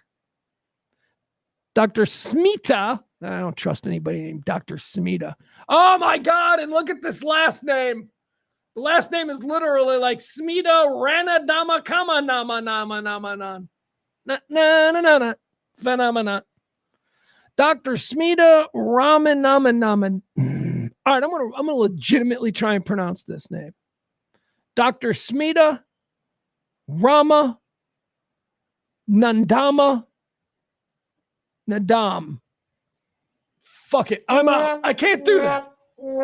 I can't do that. This person is a plastic surgeon in New Jersey. They've added that they see a lot of volume. They see a lot of loss of volume in the face with Ozempic. And when we lose fat in the face, we see signs like cheeks that are more sunken. Concentration camp look. All right, so let's look through some of these pictures. All right, we're going to show you some of these. All right, so who's this? Hold on. How many are in this gallery? Oh, my God. Oh, my God. All right, so let's do this. Let's look at some celebrities, and let's look at what they're calling Ozempic face. All right, here we go. First and foremost, we're going to close that out. It's Katy Perry. Would you look at her? Katy Perry. All right, so there's Katy Perry. This is her in May of 2023, and this is her now. Yeah, no, what? What? 1 year ago, Ozempic face. No! Look at that. Look at this, how, a lot of makeup to bring the eyes out because they're dead and sunken. Look at this. Rosy cheeks. She's got a look. This is great. She is great here. Nope. Doesn't look great. Katy Perry, you need to find what your own kind of vibe is. You need a little bit of the freshman 15. You are a sex bomb with the freshman 15. You got to stop trying to be Ariana Grande or whoever the hell it is you're trying to be, because this ain't good. All right, there you go. That's Katy Perry. J-Lo. There you go. That's J-Lo just last May. 1 year, a year and a half ago. That's her May of 2023. That's J-Lo. She's a 50-something-year-old woman. She looks terrific. She is gorgeous, and she's going to be gorgeous for years. And then, oh, no! Oh, Jesus, what did she do? What did she do? This ain't the same person. This is, that's J-Lo. Look at her. She's got cheeks. She's got, skin in all the right places. And then it's like, no! It's not cool. That is not cool. Ozempic face. All right, who else do we got here? We got, what's this, Lizzo? Okay, all right. I didn't know Lizzo was on Ozempic. Well, I mean, she looks good. She looks good. All right. Now, she's probably got another 100 pounds to go, right? But she looks good. What they're showing us as an example of Ozempic face on Lizzo, this is much better and looks much healthier than this. This does not look good. This looks like a male, RuPaul's Drag Race kind of. This does not look, this looks good. She looks good. All right, so I'm gonna say Lizzo. She's probably still taking it though. Look, if Lizzo gets down to like 110 pounds, then, I'm sure that her face is going to be way different. But all right, who's this now? More Lizzo. All right, here we go. Scott Disick. All right, here you go. Scott Disick. We know him. He's one of the spare Kardashians. Spare Dashians. Didn't he knock up one of them like years and years ago, and somehow he's found his way to hang out in the Kardashians' orbit for like decades? Well, I guess he's raising one of the Kardashian kids. All right, so here's Scott Disick. He looks healthy. Looks like a dude. He looks like a dude. He looks like a normal, healthy dude. Here's a go. Oh, my God. Oh, my God. How long were you in the custody of Hamas? That's what he looks like. Look at this. That is Ozempic face. Boom. From that to that. Breaking news. American journalist Scott Disick has been released from captivity after 400 days living in a hole. That's not a good example. All right, who's this? Jessica Simpson? Look at that. All right, now this is Jessica Simpson screwed up, but it's been a multi-stage thing with Jessica Simpson screw up. When Jessica Simpson played Daisy Duke, that was Apex Jessica Simpson. Pink bikini. That's it. You don't get any better than that. And then it was like she kind of panicked. She was like, oh my God, I got to stay that, but I can't stay that. So she started doing some messed up things with plastic surgery. Like you got she's got the plastic surgery lips. She's got some fillers going on here. So this isn't even like prime Jessica Simpson. This is Jessica Simpson already panicking that she's getting older. And then she quit and she got real heavy. Remember, she put on a whole bunch of weight, which I always thought was really funny because people were like, look at how fat Jessica Simpson is. And I'm like, yeah, I think she's hot. Sure, she's a little heavy, but she's hot, heavy. Please. Anyway, so this isn't already on the road to screwing up what God gave her naturally. This is already well on the road to that. So here we go. This is from 2020. And that's, oh my God, she's Ann Coulter. Holy shit. Yeah. Ann Coulter looks like she's got Ozempic face, but Ann Coulter, her body just I think Ann Coulter's body just rejects nutrition. I think it just wants red wine and cigarettes. I think that's all Ann Coulter lives on. Tell me, come on, man. Look at this. From Jessica Simpson 4 years ago to this. Ozempic face. It's real. All right, who are we looking at here? All right, this is we got Sharon Osbourne. All right, Sharon Osbourne, whatever. She was always Sharon Osbourne. She looked fine. 2020. 4 years later. I don't know. 4 years later, when you're already that old, you know what I mean? You start to hit the skids pretty quick. I don't know that I can say that that's Ozempic face. I don't know. John Goodman. All right, here we go. This one's very troubling. This is one of the most high-profile examples of Ozempic face. I love the Righteous Gemstones. I love John Goodman. Dan Connor from Roseanne. The Babe. King Ralph. He was awesome in everything. John Goodman. Let's see what's going on with him. No! That is not... Actually, he looks kind of okay. He looks kind of okay in this picture. You know where John Goodman looks weird? When you see a full body shot on the Righteous Gemstones and he's wearing a suit and it's like a skinny man suit. And you're like, why is John Goodman in a skinny man suit? He has really lost a lot of weight. He doesn't look that bad. This is not a bad example. I've seen John Goodman recently where I'm like, Ozempic face. This is not a terrible. He looks good. John Goodman looks good. He looks healthy. Good for him. All right. Who's this? Who's this? Robbie Williams? Robbie Williams. All right. I don't know who Robbie Williams is. He's a famous British guy, but he was chubby, and now he's got Ozempic face. That's not too bad. That's not too bad. All right, what else do we got? Jesse Plemons. You're going to mess with Jesse Plemons? Landry from Friday Night Lights? One of America's finest young actors. All right, let's see. So here he is 2 years ago. Apparently, Jesse Plemons has gone on Ozempic. He looks great. He looks great. I'm sorry. I don't see anything that I would say is troubling Ozempic face. He looks great. There you go. I mean, he looks like Landry there. He looks like a character actor. But he's trying to be a Matt Damon. Remember, everybody's always like, well, Landry, he just kind of looks like a semi-retarded Matt Damon. That was always, but now he's a real actor. And now he's like, I want to actually be Matt Damon. So he looks good. He looks good. Jesse Plemons. All right, there he is with his crazy wife. Not Reese Witherspoon. That's what I call his wife. Who is his? I don't even know. Kirsten Dunst. There you go. Not Reese Witherspoon. Kirsten Dunst. Yesterday we were talking about these clones, all these clone models, right? The Julia Stiles, the Reese Witherspoons, the Kirsten Dunst, the Christy Swansons, the Amy Locanes. Oh yeah, they're all right there. They gave us like a dozen of them around the turn of the century, and we had to watch them all grow up. Some got retired. Some are still around, like Kirsten Dunst. Still around. All right, let's see. What else do we have here? Oh, here's a fun one. Top causes of death in the United States for 2024. All the good year-end lists are coming out.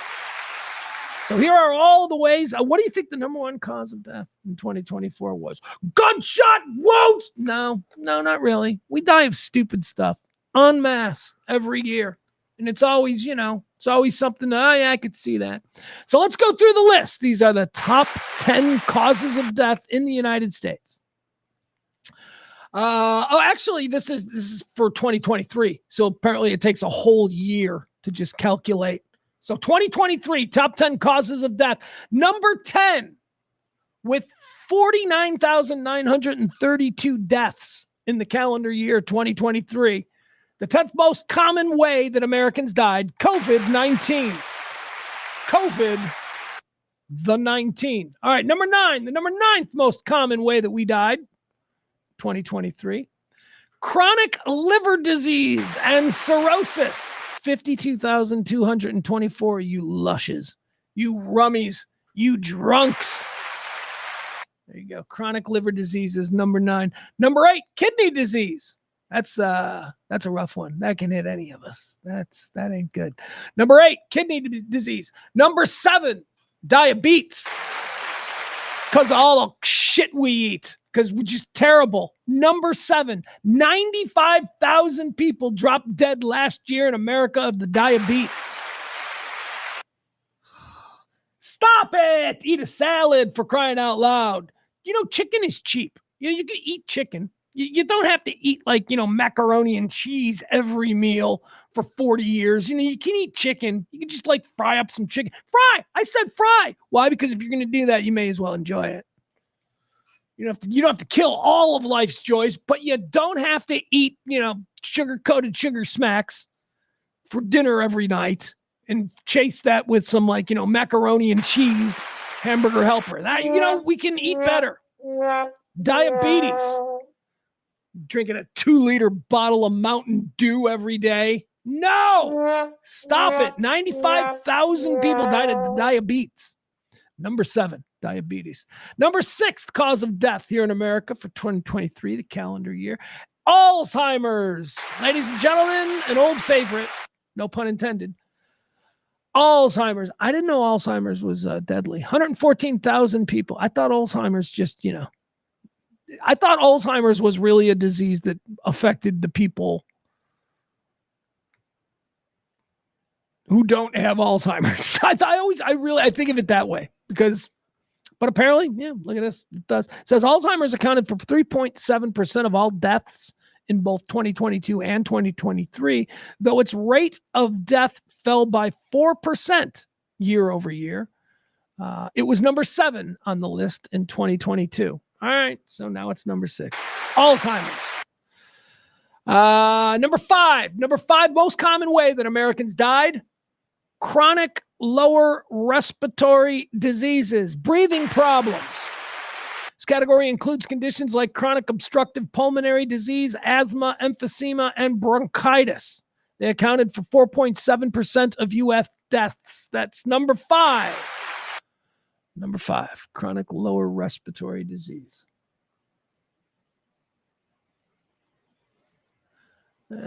Number 4, things that kill us the most here in America. Number 4, cerebrovascular disease. Cerebrovascular disease. Never heard that word, cerebrovascular. I'm very proud of myself for pronouncing it without a hiccup. Cerebrovascular disease. 162,000 people die every year. It encompasses stroke-caused deaths. Cerebrovascular disease accounted for 5.3% of total deaths in 2023. That's up from 5%. All right, cerebrovascular disease. Number 4, most common way that Americans died last year. Last year literally being last year. Number 3, here's the fun one.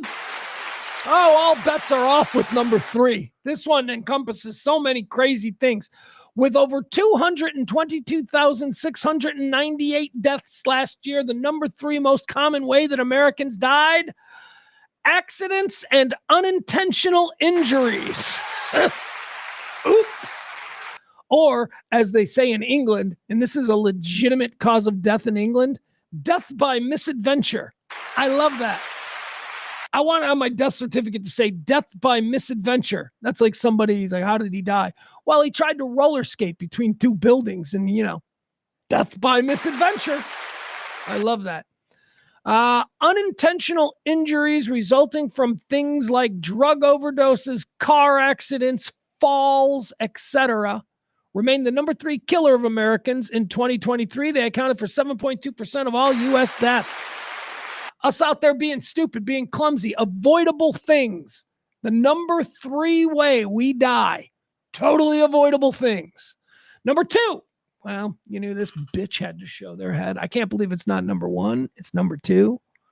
This is a shocker because, this is like the least popular thing on the planet. Think about this. If you had to think about the least popular, okay, so like most popular thing on the planet, obviously Taylor Swift. Most popular thing on the planet is Taylor Swift, followed closely by clean air. Breathable air is number 2 most popular thing on the planet. Taylor Swift is number 1. What is the least popular thing on the planet?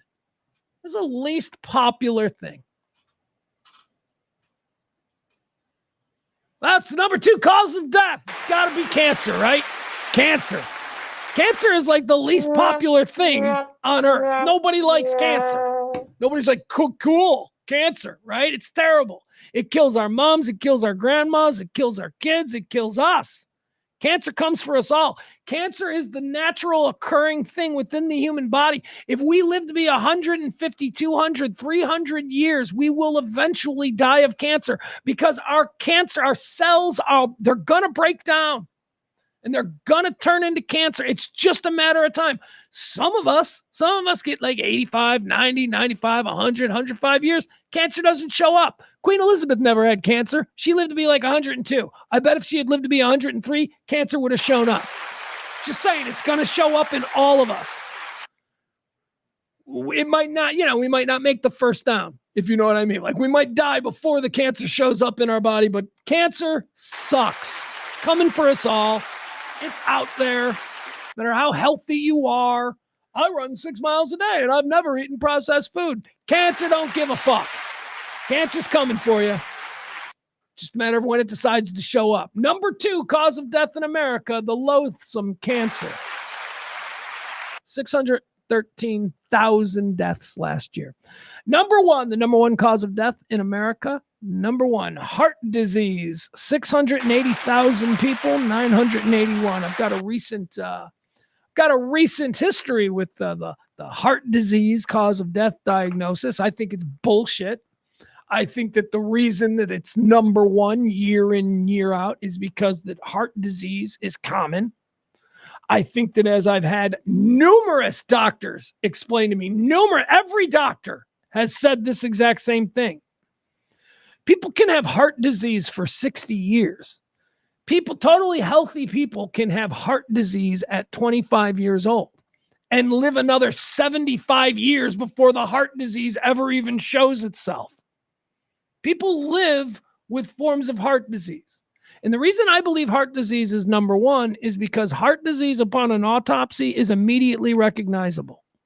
And what I think is happening here, why heart disease is year in and year out the number 1 cause of death in America, is because I think we've got lazy coroners. I think that we get bodies in and they open up people who died of other things. The coroner sees heart disease and goes, well, that's what it is, cause of death.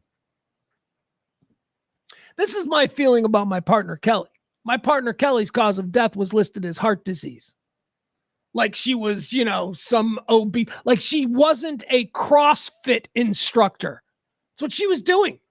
You guys know how insanely healthy and how insanely, there was never any sign of heart disease. People who get diagnosed with heart disease, who have problems resulting from heart disease, there's signs. They're chain smokers. They're fat, whatever. They don't run 10 miles a day, right? So I don't know.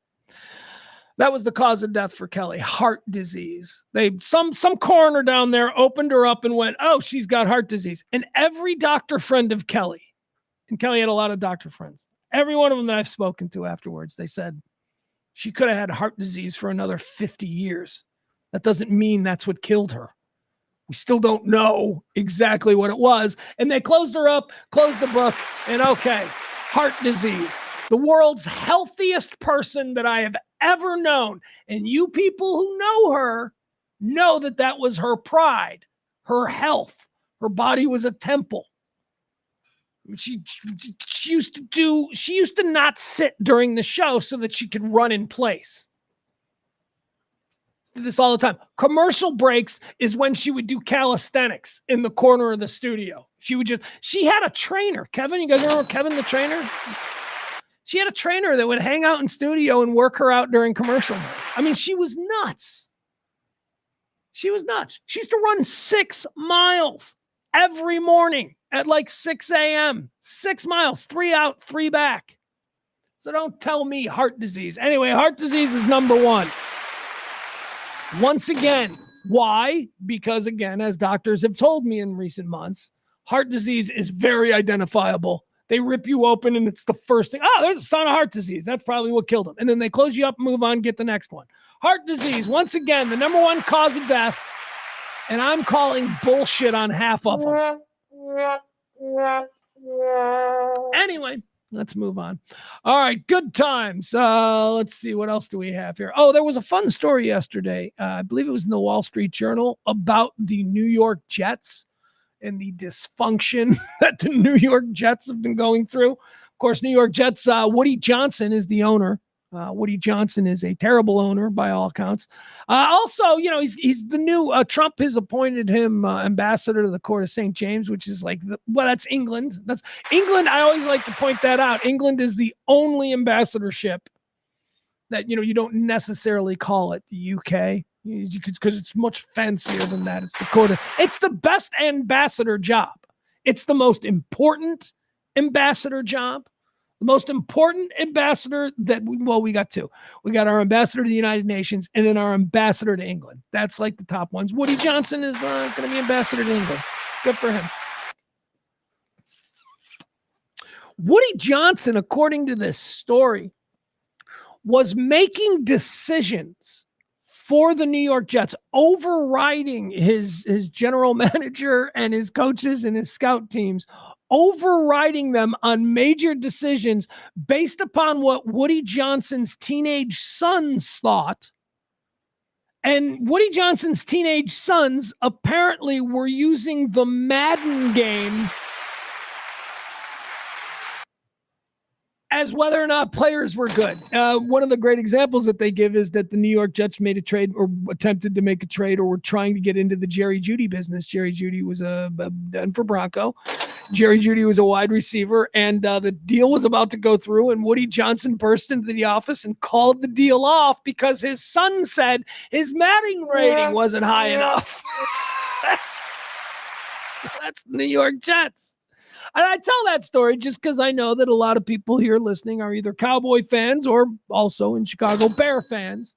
So whenever we think of how dysfunctional our two organizations are, and the Cowboys are very dysfunctional, as are the Bears, very dysfunctional. Maybe, just maybe, there's a team out there that's even more dysfunctional, the New York Jets. They don't know what to do with Aaron Rodgers. They're like, ugh. This guy. By the way, you've been watching the Aaron Rodgers Netflix documentary. He's got this like a 3-part Aaron Rodgers, like, this is me. I'm Aaron Rodgers. I'm an enigma. I think that's what it's called. It's either called Aaron Rodgers Asshole or Aaron Rodgers Enigma. I'm not sure. It's on Netflix, and he is a total dick. He's a douche. He's a son of a bitch. I watched one episode. I don't know that I'm going to watch. I think there's 3. I don't know if I'm going to watch episode 2 and 3. I watched episode 1. Point is this, the Jets are screwed. They don't want him to come back. Maybe he will come back. They need a quarterback. They don't have a quarterback. The guy they got is 40 years old and he looks cooked. And he's an asshole. And they don't have a coach. And they got, oh my God, the Jets. How about this last night? Did you see this? This was fun. There was a game last night. Of course there is. Thursday night football. It's a real thing. It's been a real thing for a while now, so don't get all up in a bunch saying that I'm making shit up. Monday night, Thursday night, Monday night. This was last night. This was weird. I want to show this. Came at the end of the first half. Broncos versus the Chargers. By the way, I just love the Chargers uniforms. That's such a cool color combination with the Thunderbolts. I love those. Those were my helmets in high school. We were the Thunderbolts, and we had helmets like that. But not those colors. We had Pittsburgh Steeler colors with those helmets, Thunderbolt helmets. But I like this better. I like the UCLA homage blue and gold. Anyway, point is this. Saw something I never saw before in football. I mean, you never saw it either. And I know this because now I've seen the research, and apparently it hasn't been done since 1976, and I guess I wasn't watching football that time. It's a free kick for a field goal, a rule I didn't even know existed. And they're trying to explain it to me, and I still don't know. So if you fair catch a kickoff, with 0 time remaining on the clock, you are, if you feel so bold, allowed to attempt what's called a free kick with 0 time on the clock. Just from where you fair caught it, you can bring out your team, wherever it is. You know, most of the time you make these fair catches, you're at 25 to 20 to 30. So, you know, there's not a whole lot of people out there trying to do 80-yard free kick field goals, so we don't see it. Jim Harbaugh apparently loves this play, and he has always been a fan, and he's always tried to find ways to get in a position to try this. And why not? It's a free 3 points. So they did it last night on Thursday Night Football, a fair catch of the ball with 0 time on the clock. They run the field goal team out, and they do a free kick, which is not only something we never see just as a play, but the alignment of the way the players have to line up. I promise you, none of these players had ever done this before. None of these players, they were all like, what? What is this now? How is this? Where am I supposed to stand? All right, here it is. 0 time on the clock, the end of the first half, last night's Thursday night game. Here are the Los Angeles Chargers attempting one of the rarest things you've ever seen in football. 8 of 9 from 50 plus. Let's go. Year. Put it through. So J.K. Scott's going to hold it. And this would make it 21-13 at the half if it's good. I mean, he takes all the time. This is like warm-ups. Look at that. Like, what is that? Like, what? Like a kickoff arrangement? I don't know what this is. And how far? So a 57-yard attempt. So they fair caught it at the. This is a weird. All right. Mims is all the way back in case it's short, and he wants to run it back. So Dicker, 3 years now, solving Charger kicking woes for several years prior to that. Can he bang it through? On its way, it is. Yep. Made history tonight. Yes. There you go. All right. Terry, great call. We'll take the 3. Why not? All right, there it is. The rarest play you've ever seen in a football game. I never seen that before. Didn't even know it was a possibility, but, you know, now maybe it'll be a thing. Let's see. What else do we have? You know, let's end it on this because I feel like I can talk about this a little bit. So one of my favorite of the superheroes, and by the way, this has become a big topic of contention between me and my 15-year-old son, because my 15-year-old son has come of age in the superhero era. Like my son, what I had in the Star Wars era with Star Wars, Empire Strikes Back and all that, you know, those are his Avenger movies. He's got that. So he's all about the superheroes. And from the very beginning, I have been like 5 years old, you know, from the first time he's discovering Iron Man and Spider-Man and all these things. Very early on, I'm saying, but son, there is another man that I must tell you about. And his name is Superman. And I've always tried. And then they made the only Superman thing that he's aware of was Batman versus Superman. And that is not, spoiler alert, they had Batman win. Okay? Which I guess they had to. You have to have them. How are you going to make a movie Batman versus Superman, right? Because you can't make that movie. Because anybody reasonable is like, wait, Superman's going to fight Batman? Yeah. So Batman's going to die in the first 2 seconds? That's what's going to happen? Like, they're going to show up at the same place and Superman's going to look at Batman, who's just a billionaire in a cool suit, and Superman the alien is just going to do that laser thing, you know? Like, we've seen him disintegrate mountains. We're pretty sure. Fuck! So that's not a movie. You can't make Batman versus Superman because every reasonable person is like, Superman would fucking kill Batman. What? So, of course, they make the movie and they make, Sixth Sense, M. Night Shyamalan bullshit. Batman wins. Batman can't win. Batman can't win. They had to cheat. Kryptonite. Okay. Oh, you cheater. So that's been a big problem between me and my son all these years. All these years, my son's like, well, Batman, he can't even take Batman, which is a problem for me because I also love Batman. And I have to say, well, why are you shitting? Why is Batman catching strays? Batman's not a pussy. Batman is badass. He just ain't Superman, okay? He's just not an alien from another planet who gravity doesn't affect his muscles in the same way. So he's like 1 billion times stronger. So I've had a problem with my kid. He's like, Superman's gay. I'm like, you're gay. You know? I like Marvel, but I also like DC. I'm sorry, I'm a fan of DC. I like Batman. I like Superman. I like Wonder Woman. I like DC, the Justice League. That was my sweet spot in the 1970s and the 80s growing up. Marvel was like poor kid superheroes. Marvel was like the also-rans. Like, what? What is that off-brand DC Justice League bullshit? What do you call it? The Avengers? And then Hollywood flipped the script and they changed it. And now all of a sudden it's like DC is like the secondary one.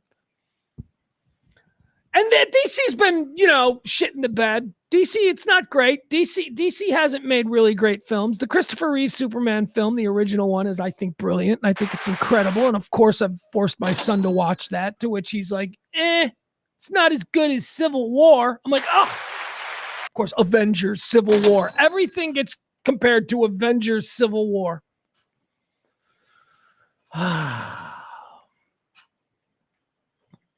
So they got a new Superman movie. So they've been promising for years. They teased us. With that. What was that one? They I don't know. It was a really cool superhero movie. But at the very end of it, they showed us Superman, and it was not black Superman. He's not like, Jamie Foxx is playing him. I mean, like, he's wearing a black suit. He was like dark. He was like Dark Knight version Superman. He was like pissed off Superman. And they showed him for a second. And they teased us with that. And then it's been nothing for years. And so we understand that Superman is being rebooted and remade for the big screen. It's going to be a huge, huge blockbuster. I believe it's going to fail because I think this is too little too late. I think that most big superhero films will fail from here on out. I think we've reached our crescendo there. But whatever, DC's going to force another Superman on us, and they are promising. James Gunn, isn't this the guy? James Gunn is making it, so this is supposed to be cool. I've always said you got to make Superman. Superman is a difficult character to make cool in 2024 because he's corny.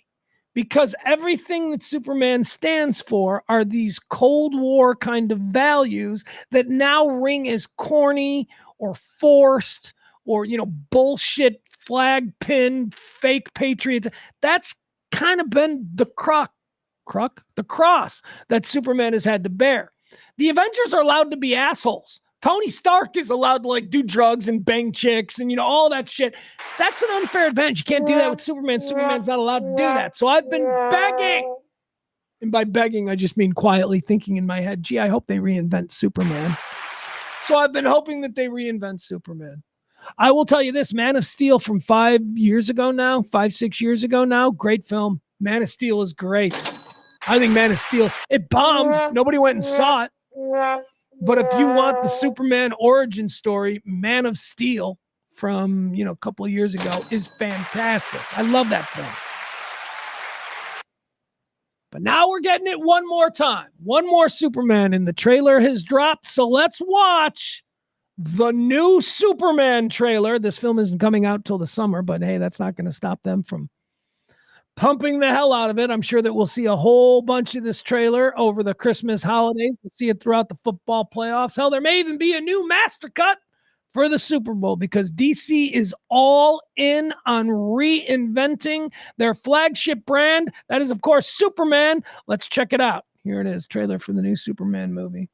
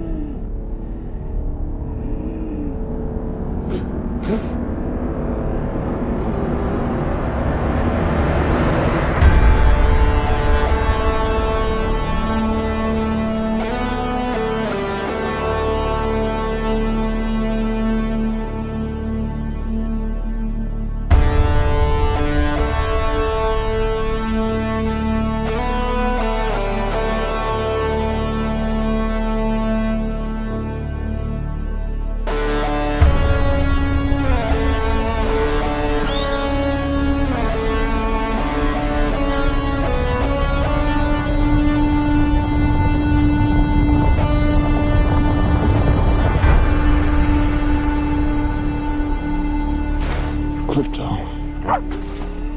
Home. Take me home.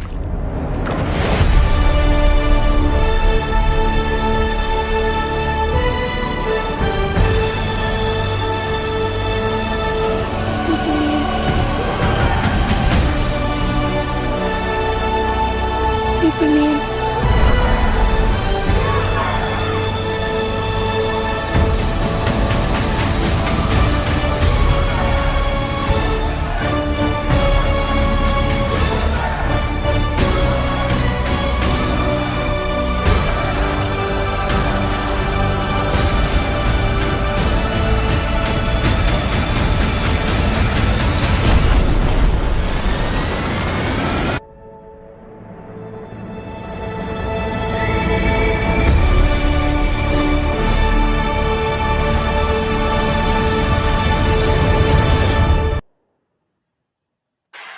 Are you kidding me? I gotta wait till July for the new Superman. Okay, couple of thoughts.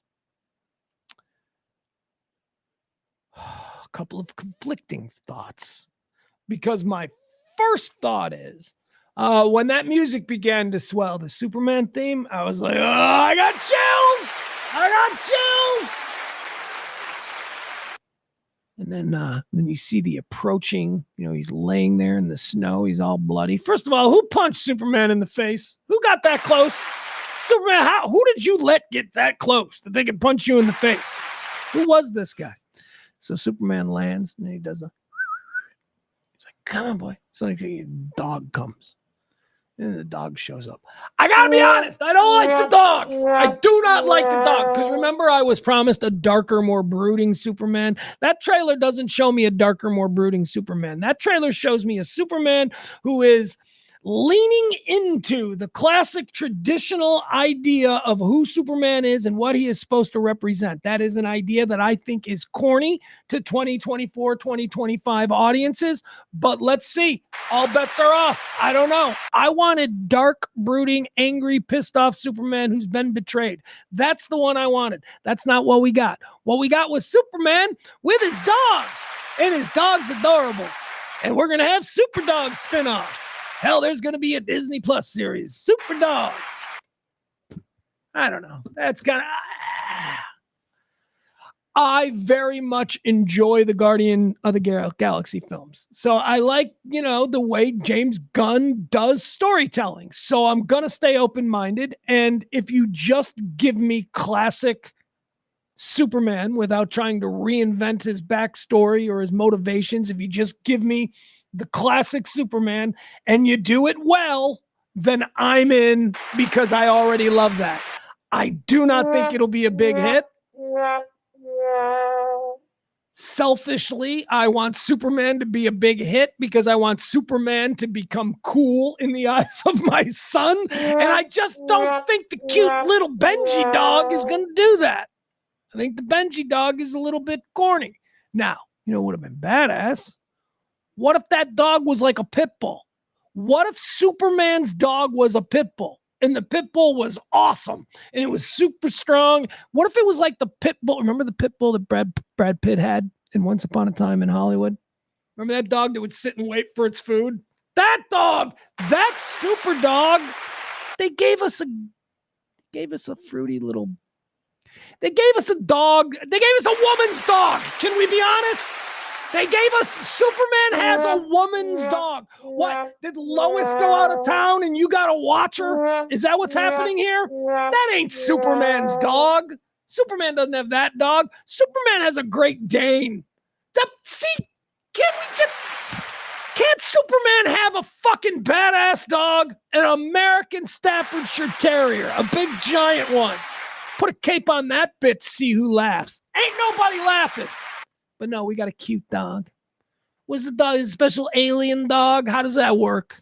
How do we have dogs in that planet? Explain how that happened. I guess they would be like, well, how do you have people? I don't know. I have seen a lot of Superman stuff. Cartoons, comic books, movies. I've seen much depictions. I've seen many depictions of Krypton, his planet, where he's from. I've seen what life was like there. I've seen it imagined through many different ideas. You know what I've never seen about life in Krypton? Dogs. So don't tell me that dog came from Krypton, because there's never been a dog on Krypton before. So how is that dog special?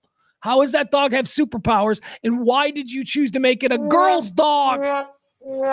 All right, we're going to leave you with some really bad news. A car has driven into a crowd at a Christmas market in Germany. This is breaking news right now. Seems like this happens every year over in that part of the world. Doesn't look good. We're seeing raw footage. This is from Magdeburg, Germany. At least one person is dead. Several are hurt after a car plows into a crowd at a Christmas market in Germany. All right. Yeah, I know, Jeff. Jeff's like, it's DC, so it'll be Max. Marvel is Disney Plus. I think that's it. That's going to do it. Thank you one more time to today's executive producer. We know him as the Sports Bras. Thank you so much. They were the big tipper yesterday, so they are today's executive producer. Thank you, guys. I really do appreciate it. Also, if you want to tip the show as well, you want to be the executive producer for Monday, ain't got no tips yet. That's okay. It's just Friday before Christmas. I get it. You people got to make sure you got enough for your families. Take care of your people. And then, maybe circle back and take care of your favorite non-divisive, non-political daily talk radio show. Take care of the kids first. So thank you to CC and thank you to the Sports Bras. Check them out. Like, follow. Again, there you go. Cash App, Venmo, if you want to help out the show. I got nothing else. That's it. Big weekend of football. I got a meeting that I got to do here in the next few minutes, and then I think I am out. I am done, and we'll see you back here Monday. Live from the Kelly Moore Memorial Studios in the beautiful E-Gallery.